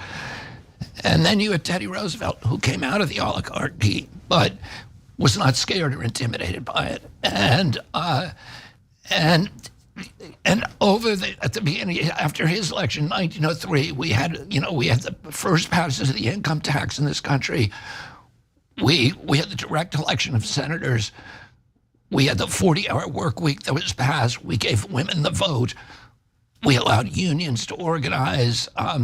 We banned child labor, and all these bills that re-democratized our country. But the most important bill was a bill that was passed in 2008 and made it illegal for corporations to give financial contributions to federal political candidates.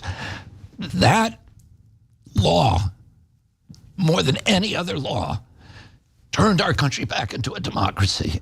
And that law lasted for 100 years, almost exactly to the day.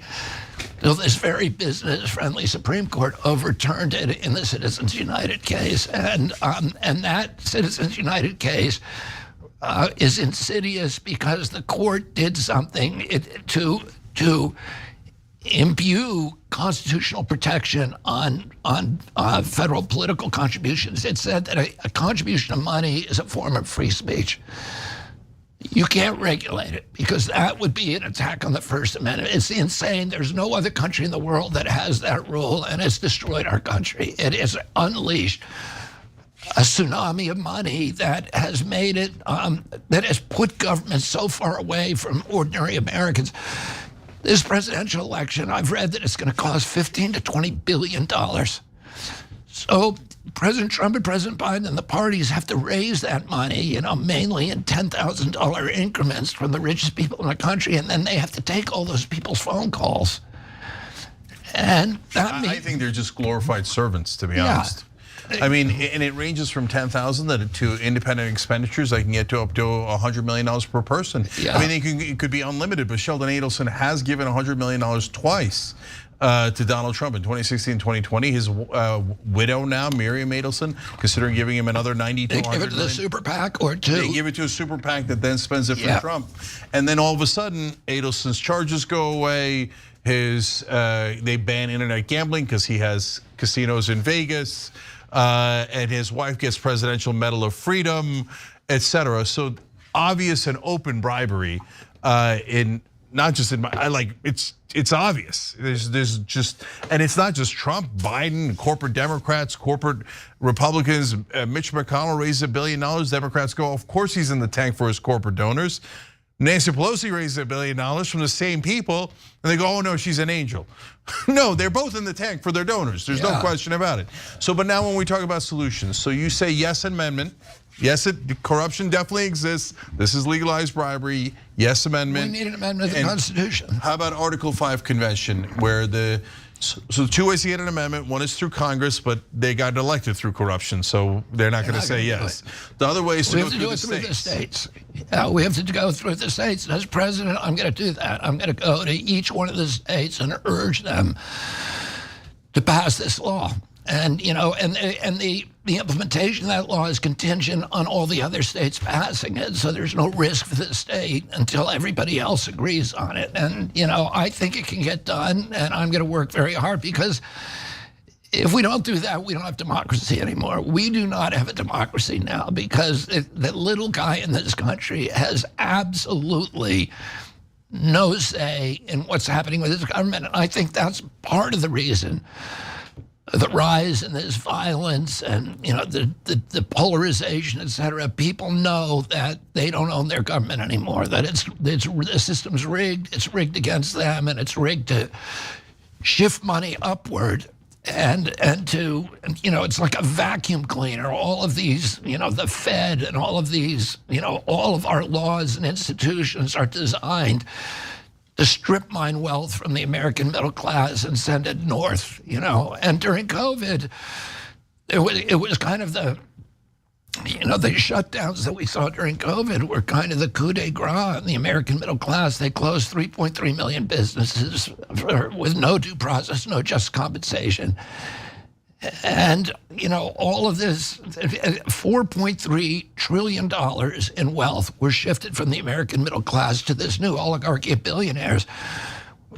President Biden and President Trump created 500 billionaires in 500 days, a billionaire a day globally. But it was these policies that they adopted, and it was, it really destroyed the middle class, not only in our country, but all over Western Europe as well. Yeah, and so whether we agree on the shutdowns, the vaccine or not, the wealth did shift, and it has been shifting throughout for the last 40, 50 years, and it's obviously because they're paying the politicians, and then politicians are passing laws that allow them to make more and more money. And this also happened during the 2008 housing crisis. In the recovery in 2010, 94% of the gains went to the top 1%. So it happens under Democrats, it happens under Republicans. Yeah, they should have gone to jail, they didn't. They became billionaires. So let me ask you a specific question about one of the effects of that corruption. By the way, again, I preface that as we totally agree, because I started a PAC called Wolf PAC to get money out of politics to do exactly that. So I couldn't agree more on that. Housing, that is another area where the banks are coming in, starting to buy all the residential real estate. And again, both the corporate Democrats and Republicans say there's nothing we could do. We have to just let them buy all the real estate, and the housing prices are going through the roof. What's your answer?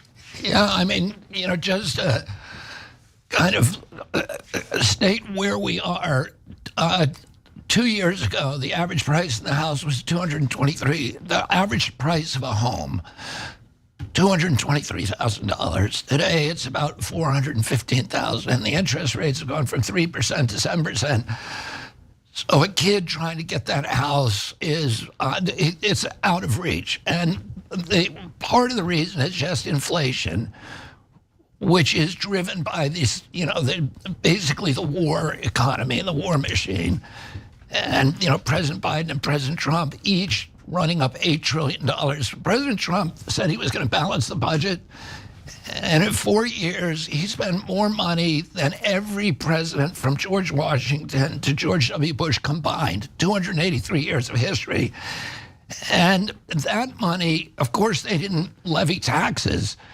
They just printed, and that printing it is a theft, because it caused inflation, and inflation is a tax on the poor, on working people, on anybody with fixed incomes. It is a theft, and it is and Biden is now doing the same thing.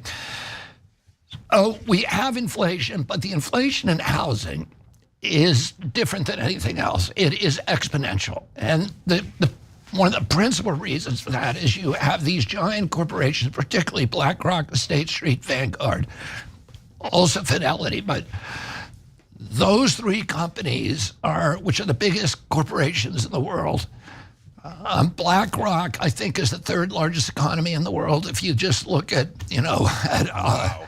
at its assets, $16 trillion in assets under management. But those three companies own 89% of the S&P 500. So they own the economy, and now they're trying to buy up all the agricultural land and all of the single-family homes and residential housing. So our kids who are trying to get into a house are competing for the cost of money with the biggest companies in the world that have not only a perfect credit rating, but below. The amount that they pay is almost zero for cash. And they have to compete with them. And, I'll tell you, the punchline is that I'm going to the day that I get into office, and we already have a bill written, I'm going to put in a bill to make it illegal for investment houses to own single-family homes, to buy them, mass purchase single-family homes. It's wrong. We don't have to do it. We can regulate it. We can make it illegal. Just make it illegal for private equity to buy residential homes. Huge numbers. You may have a limit on how many that they buy, but it's not going to be 10,000. Last year, I think 30% of the new houses purchased in this country were purchased by them. And we all know people who went out, who were about to go buy a home, and they went into escrow, or they were about to sign a contract, and at the last minute, somebody comes in with a cash offer, 20% above the asking price, and snatch that home off the market, and the person's left saying, who is this who just stole my home? And then you find it's an LLC when you look into it with an ambiguous name, and when you start following the strings, it leads you to BlackRock, State Street, Vanguard, and Fidelity. Yeah, I'll tell you, on this issue alone, you've got a shot at winning, because if we don't start the private equity guys from buying all the homes, we're not going to be able to create any wealth in this country anymore, because our homes are where we create our wealth. Exactly. After World War II, we had the biggest middle class. We invented the middle class in our country. And part of it, when I was a kid, my uncle was president in the beginning of the 60s. We owned half the wealth on the face of the earth, and our country. And part of that was because... I thought you said the Kennedys. I believed it, but... No, we owned a much smaller piece of it. Part of the reason was because we had obliterated, the World War II had obliterated the industrial base of Europe, and our base was, was in great shape and cooking. But more importantly, after World War II, with the GI Bill, with the highway system, and a lot of other legislation, we got every American into a home. So, and once you get into homes, something magical happens. First of all, you care about your community, you care about your police, you care about your transportation, you care about your the firefighters, you go to the PTA meetings, you care about your lawn, the appearance of your house, your neighbors, et cetera. But more importantly, you now have equity. So if you have an entrepreneurial impulse, you can pursue it. You can take a second mortgage on your home and bet that to build a yoga studio or a sporting goods store or a saloon or whatever, a bowling alley. And so that you had this huge ferment of small business, which 90% of the new jobs that were created in the 50s, 60s, 70s, 80s were all coming from small business. And that was the driving force in American capitalism. It also stabilized our country. It created this middle class, so the stratification between rich or poor was shrunk. And, when you eliminate the middle class, which we've done now, and you have this new oligarchy of billionaires, and you have widespread poverty below, that configuration is too unstable to support democracy sustainably. So we're going to lose democracy if we don't have a middle class, and we don't have one anymore. We are killing it. There's 61% of the people in this country cannot put their hands on $500 if they have an emergency. And if you live in that cohort, Cenk, and the engine light comes on in your car, it is the apocalypse, because you're not going to be able to pay the mechanic. You can't get to your job. You're not going to be able to pay your rent. You're going to end up on the street. And, there's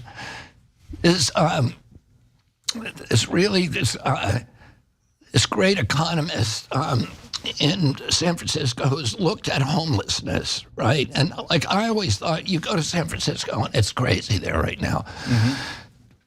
Los Angeles California has 50% of the homeless people in our country in California. You say, why is that? And you go and you say, you know, it has something to do with drug addiction. It has something to do with mental illness because a lot of these people look mentally ill. But what they find when they look at it is that the drug addiction is a very small part of it.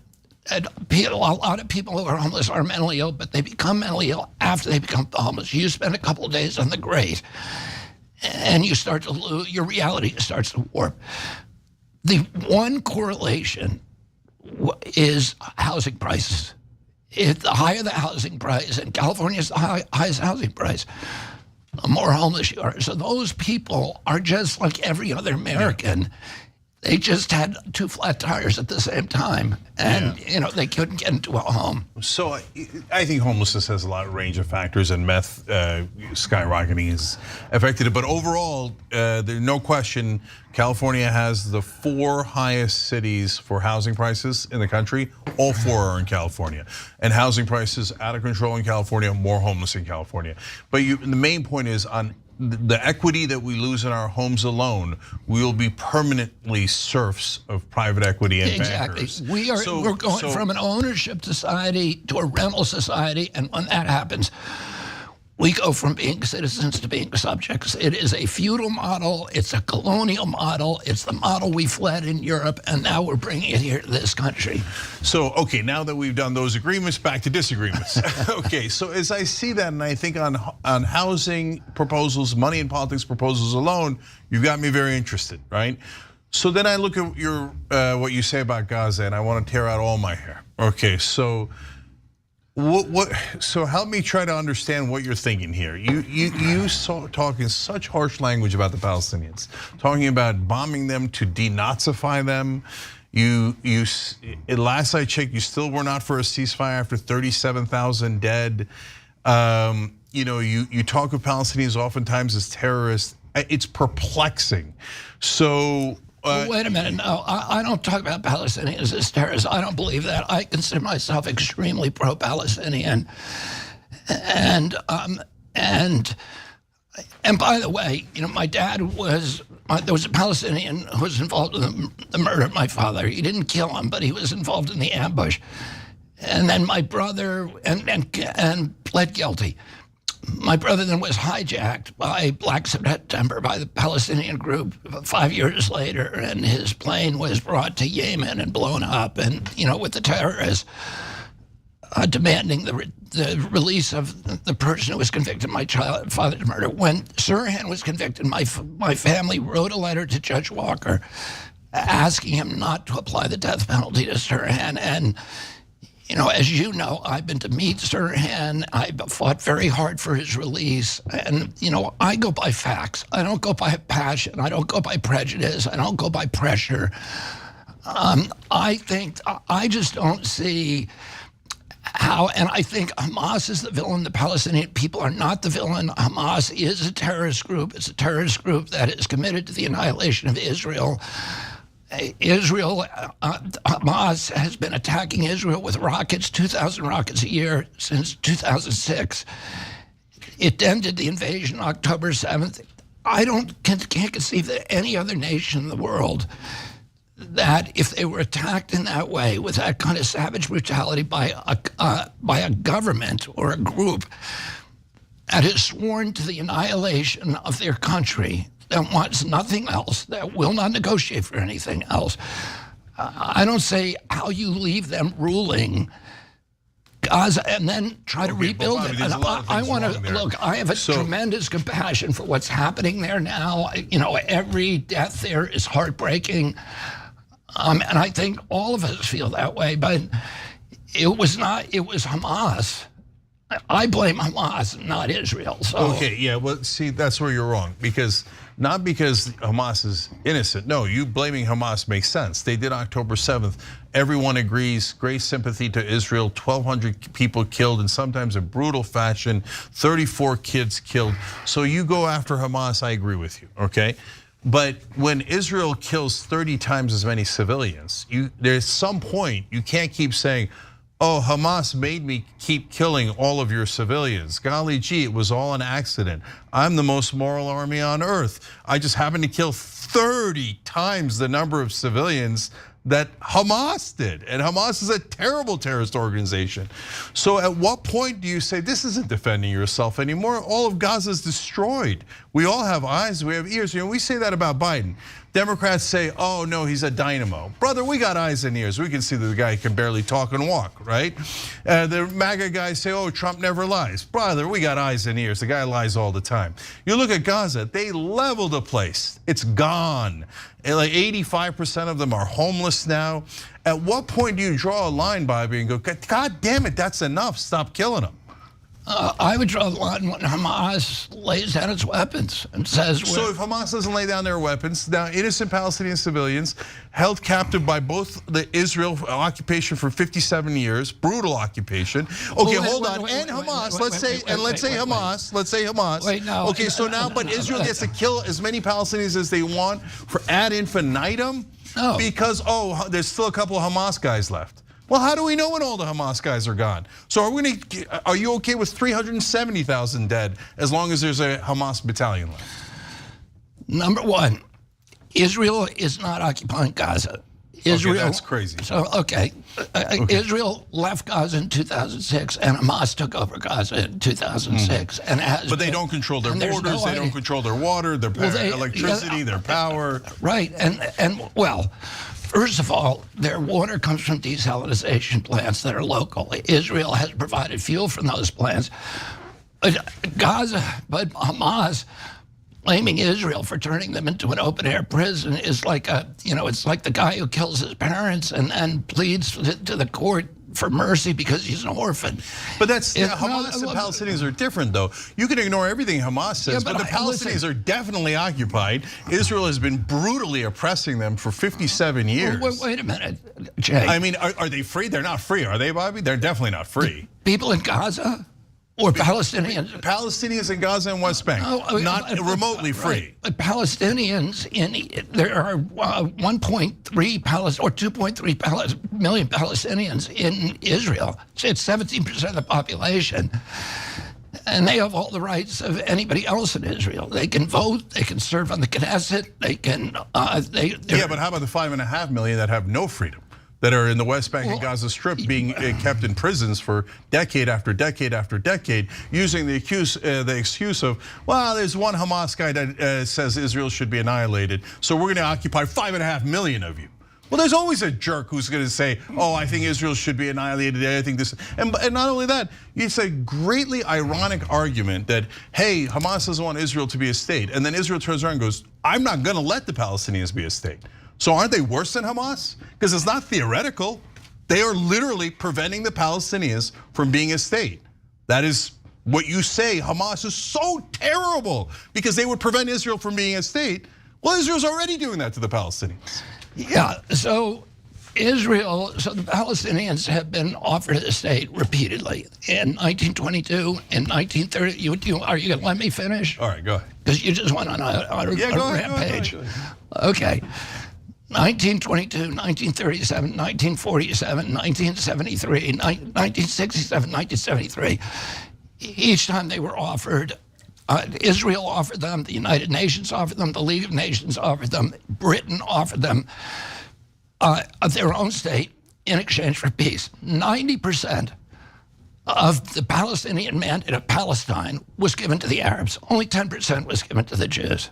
So wait, in 1948, no, they got half the land, and when they were only a third of the population. In 1922.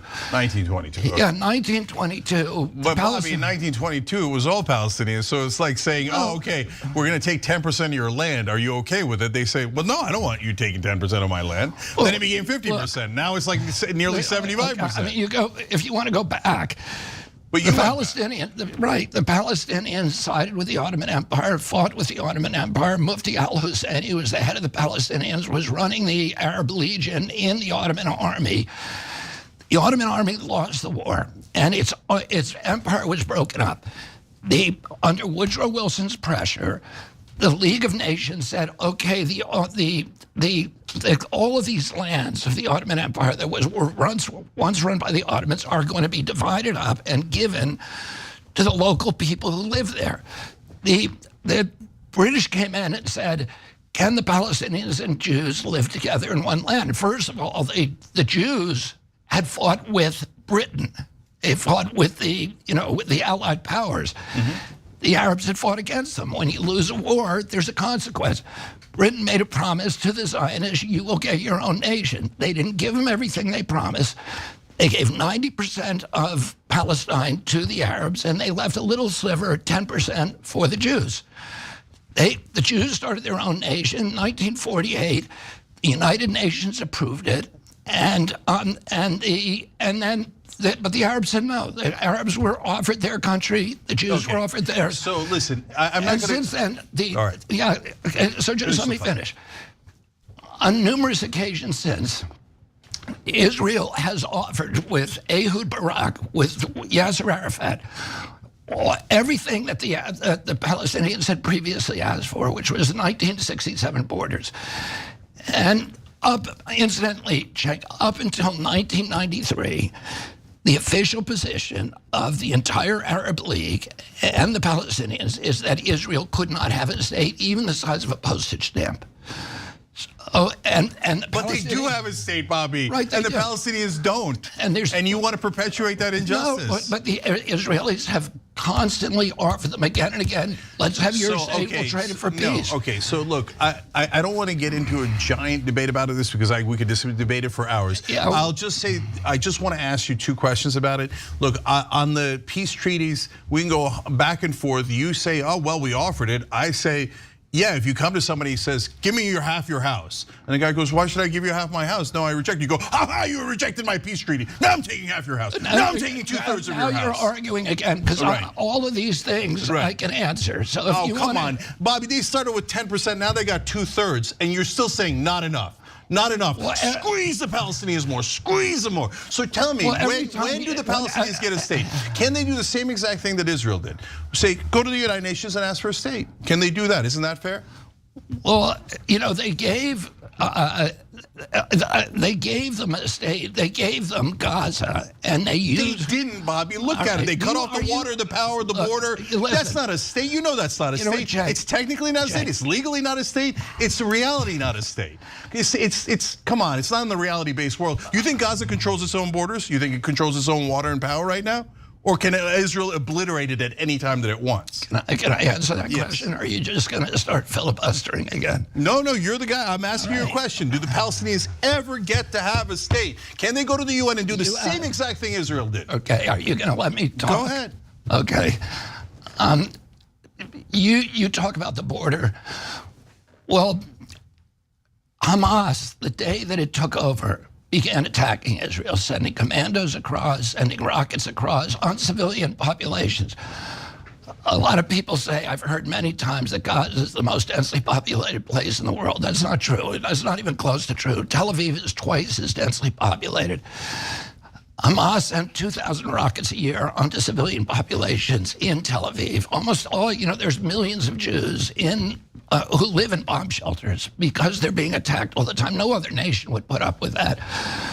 Israel did something that any nation would do, which is to put up a fence and said, we don't want any more. We don't want any more commandos coming over here and killing our citizens. So, and then the Hamas complains, they're locking us in an open-air prison. Well, they can still leave through Egypt. So there's more than one border to Gaza. But the Israelis have said, done what any other nation would do, which is to put up a fence and say, and not only that, but Israel continued to supply water and fuel. So no, they cannot get a state. We were talking about something else. Of course they can get a state. They can get a state if they negotiate a peace. They say to Israel. But you'll constantly say, well, I can't negotiate with Hamas. So it's a dead end. So who do you negotiate with? I think, listen, if Hamas was willing to negotiate, I'd say go ahead and negotiate. But you always say Hamas is not willing to negotiate, even when they say they are willing to negotiate. No. They just said yes to a ceasefire. Israel says no to its own ceasefire. That's not true. That's literally true. That just happened today, and Benny Gantz confirmed it. No, that is not true. But let me go back to that. Hamas has in its charter a provision that says that any negotiation with Israel, except as a ruse, is a violation of Islamic law. That because Hamas is committed to the annihilation. So then you're never going to get a state because you claim Hamas is in charge. There's 3 guys left. I'm going to let them keep bombing endlessly. And those 3 guys, I don't trust them, so I'm never going to do a peace deal with them. There's nobody else to do a peace deal with. So they never get a state. You're putting words in my mouth. So what do you want them to do? Say like Hamas to come out, say, okay, you can kill us, and so they all get killed, and then who takes over? Who there's nonstop pieces of the puzzle that you never get to it. So why can't we say, okay, screw Hamas? UN says Palestinian Authority that's in the West Bank is now in charge of both West Bank and Gaza Strip, just like we did with Israel. Palestine is now a state. Of course, my God, how long are we going to oppress these people? Do you not think they're oppressed? I mean, as president, would you just say, Israel, go ahead, do whatever the hell you want? No, I think, of course, there's oppression, but do I blame Israel for that? Listen, I'm not a fan of Netanyahu's. I'm not a fan of Likud. I'm a long-term critic of the settlers, of Likud, of Netanyahu. I was opposed to the judicial reforms last summer. I think Israel has the greatest judiciary in the world, and his attempts to downgrade that, I think, were a disaster for the moral case for Israel.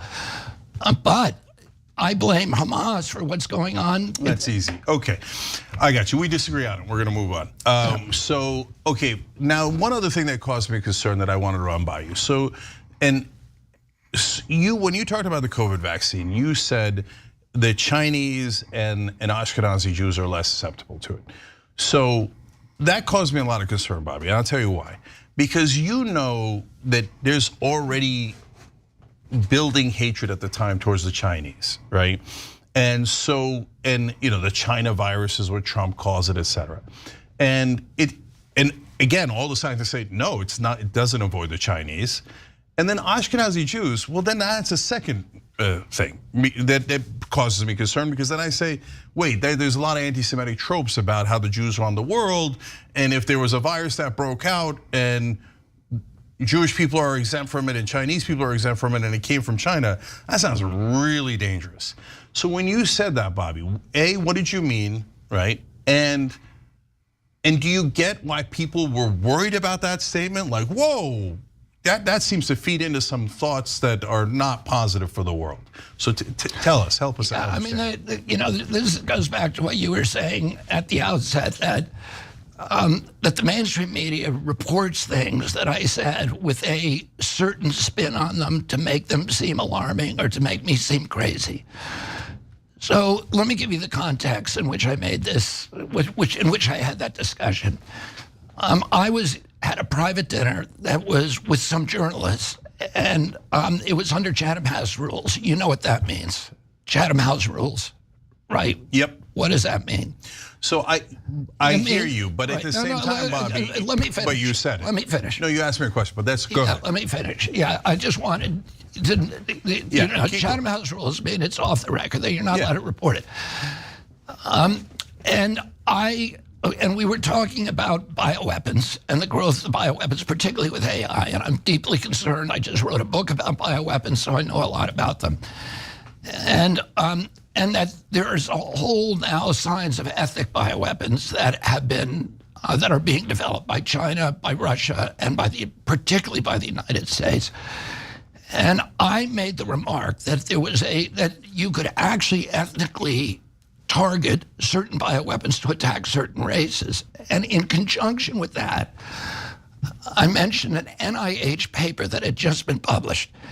And anybody who wants to, who's listening to this show, can look this up. It's NIH, and what that NIH paper said was that the docking site from the spike protein, so the part of the spike protein that actually docks with the ACE2 receptors in your lungs, that it was neatly fitted so that it was more likely to affect certain races and not affect others. The most compatible races were blacks and Caucasians. The least compatible race was people from Finland. The second most was Ashkenazi Jews, and the third was Chinese. Oh, I was talking about this, never suggested that it had been developed with that intention. But what I said is that because even COVID affects, apparently, according to this study, affects some races more than more, it's a suggestion that you could develop ethnic bioweapons using that same kind of technology. So I was never suggesting that people deliberately developed or cultivated COVID as a bioweapon against certain races. I was just citing a paper, which anybody can look up. And what do you say about that? I mean, should we be able to talk about science even when it's controversial? Well, so this gets back to the discussion we had earlier, which is that, yeah, but I just read something, and again, I'm not an expert on it. I'm not I'm not a scientist, but I read an article that quotes scientists that say that no, that it doesn't affect whites or blacks more significantly. It doesn't, and Caucasian's not really even a race. But I wasn't arguing that. Et cetera. I wasn't arguing that it did do that. I was just citing a peer-reviewed, published paper that said that. So I get what you're saying. I made those observations. And I understand so what I wasn't you're saying, and I don't think if you did an epidemiological study, you could show that Ashkenazi Jews did any better than Caucasians. I don't know. Oh, I would be shocked. Well, it may be that some races, there's certainly some nations that did a lot better, but we don't know why. But all I was doing was I was citing a paper. I wasn't saying that it was true. But do you get that? Look, I'm going to give you that it was. No, I'm going to explain. First, I want to give you credit. I get why you mentioned that it was off the record, because you weren't trying to make a public statement.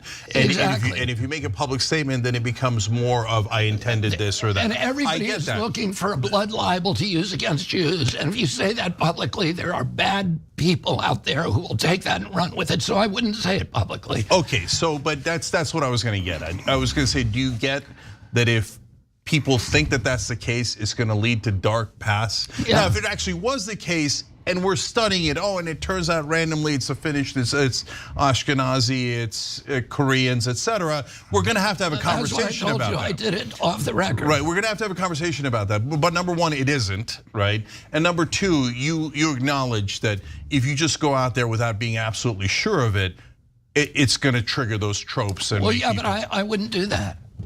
Okay. I did it in a private setting, and I was remarking on a very interesting paper, and that's all. I wasn't, making a personal assertion. I wasn't vouching for the paper. Right. I was just saying it's interesting that this is out there. All right, last thing, defense. You propose what appears to be massive cuts to defense spending. So obviously they're going to fight you tooth and nail on that. The Democrats and the Republicans are totally in the tank for the defense contractors who give them millions upon millions of dollars in campaign donations, oftentimes hire them and the generals after they retire. So how much can you cut in defense? Is it realistic, and how do you get it done? Well, I mean, the amount, and listen, I've talked to all kinds of military experts about these cuts. The amount that I would cut our defense budget back to was the height of defense spending during the Cold War. It's called the Eisenhower minimum. So at the very height of the Cold War tensions, this was our military budget in 2024 real dollars. And we were told, if you remember, Cenk, in 1992, when the walls came down in Europe, that we were going to get a dividend, a peace dividend. We were told that the $600 billion military budget at that time was going to be cut back to $200 billion. Well, the real defense spending right now is up to about $1.3 trillion if you include the DOE and national security. So instead of going down to $2 billion, which was deemed adequate to protect our borders, to make us too expensive to ever invade, to protect the sea lanes and neutral areas like the Antarctic and have a 2-strike capacity in 2 different theaters of the globe. That was deemed enough right now. I intend to cut it in my first 4 years from the actual Defense Department budget, which is about $950 billion, to $500 billion, and then look for cuts after that. So nearly half. Nearly half. And you need to do that because our country is being weakened, not because of our, a weakened military, but because of our economy. We need to bring that money back home and invest it in rebuilding the middle class in this country and rebuilding our industrial base. The real strength of a nation comes from the health of its citizens, the wealth of its citizens, the robustness of its economy, and we're losing that. Every nation, we've spent $8 trillion on wars over the past 20 years. Every nation in which we intervened is worse off than we found it. Iraq is, we killed more Iraqis than Saddam Hussein. We created ISIS. We drove 4 million refugees up to Europe. We've destabilized all the Western democracies, created Brexit as a direct result of the spillover war that we had in Syria. We pushed Iraq into a proxy posture with Iran, which was the foreign policy outcome that we tried to avoid for 20 years. And if you look at every place we intervene, the same thing. It's been a catastrophe, and now our addiction to war is creating BRICS, the emerging, the end of the dollar as the world reserve currency, and the world trade currency, and the world safe haven, which is going to be like a nuclear bomb dropping on our economy. So it's weakening us year after year. The Chinese did what my uncle wanted to do, and did. They instead of projecting military power abroad, they projected economic power. So while we were spending $8 trillion bombing bridges, roads, schools, ports, and airports, they spent $8 trillion building schools, bridges, roads, ports, and airports. And they're making friends everywhere. The Chinese are now the principal creditor in almost every nation in Latin America and almost every nation in Africa. And, my uncle did that. He refused to go to war, refused to send any combat troops abroad.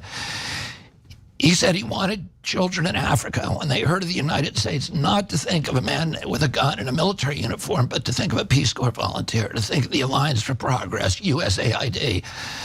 And those were programs he created to grow the middle class and run the oligarchies and the military dictators of those countries and grow their middle class, to give aid directly to the middle class.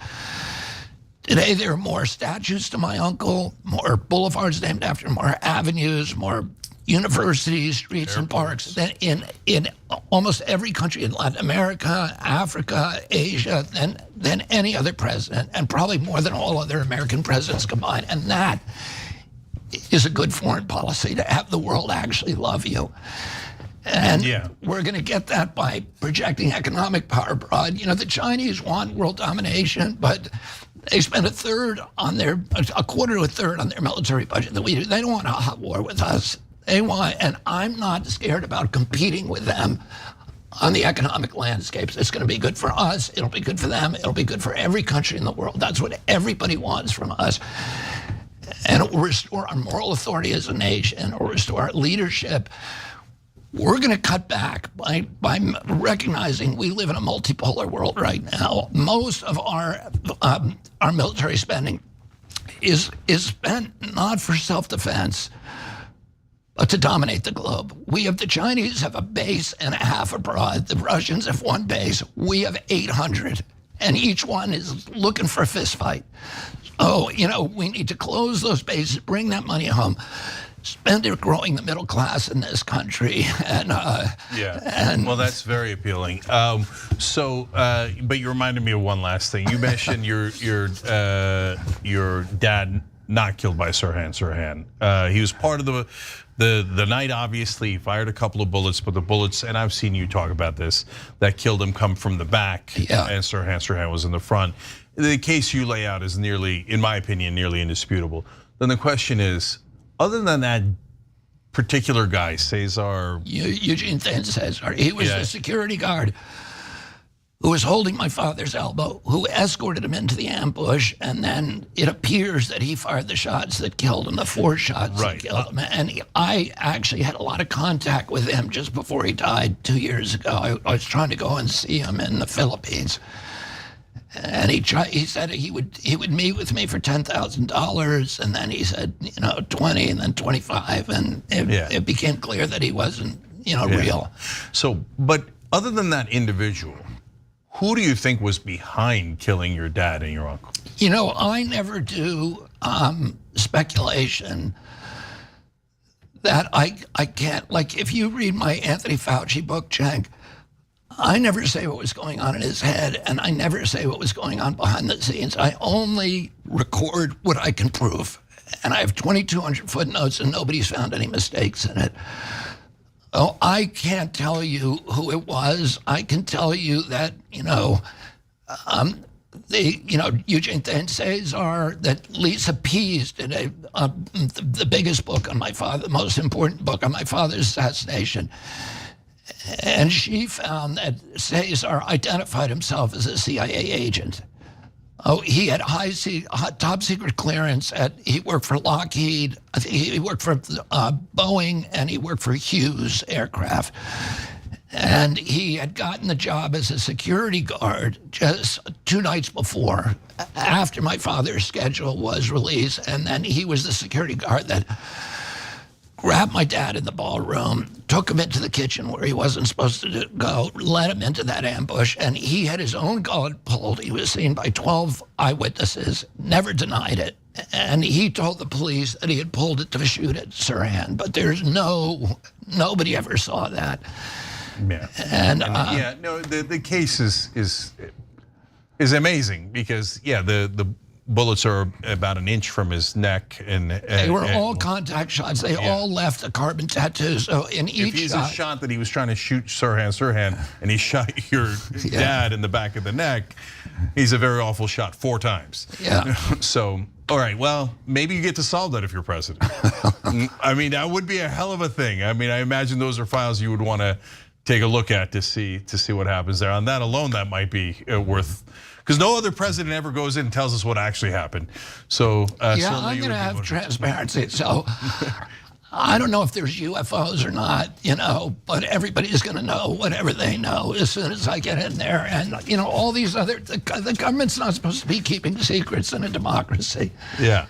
So Bobby, where can people find out more about your campaign? Kennedy24.com. Kennedy24.com. We'll have the link down below in the description box when you watch this later. And thank you to our members for allowing thoughtful conversations like this.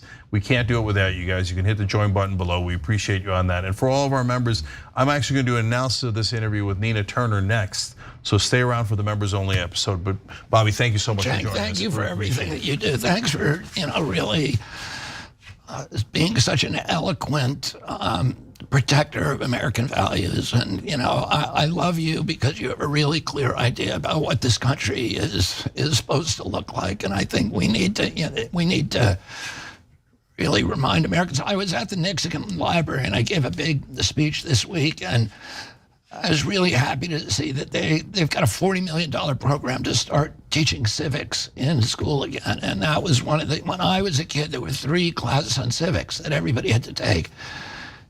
And I think, one of the reasons that people so easily gave away their, their right to free speech and all these other constitutional rights that we saw over the past couple of years was because they wasn't really inculcated in their brains that you never do that in this country. And I think you're a guy who's, constantly reminding us of that. So I'm very grateful to you.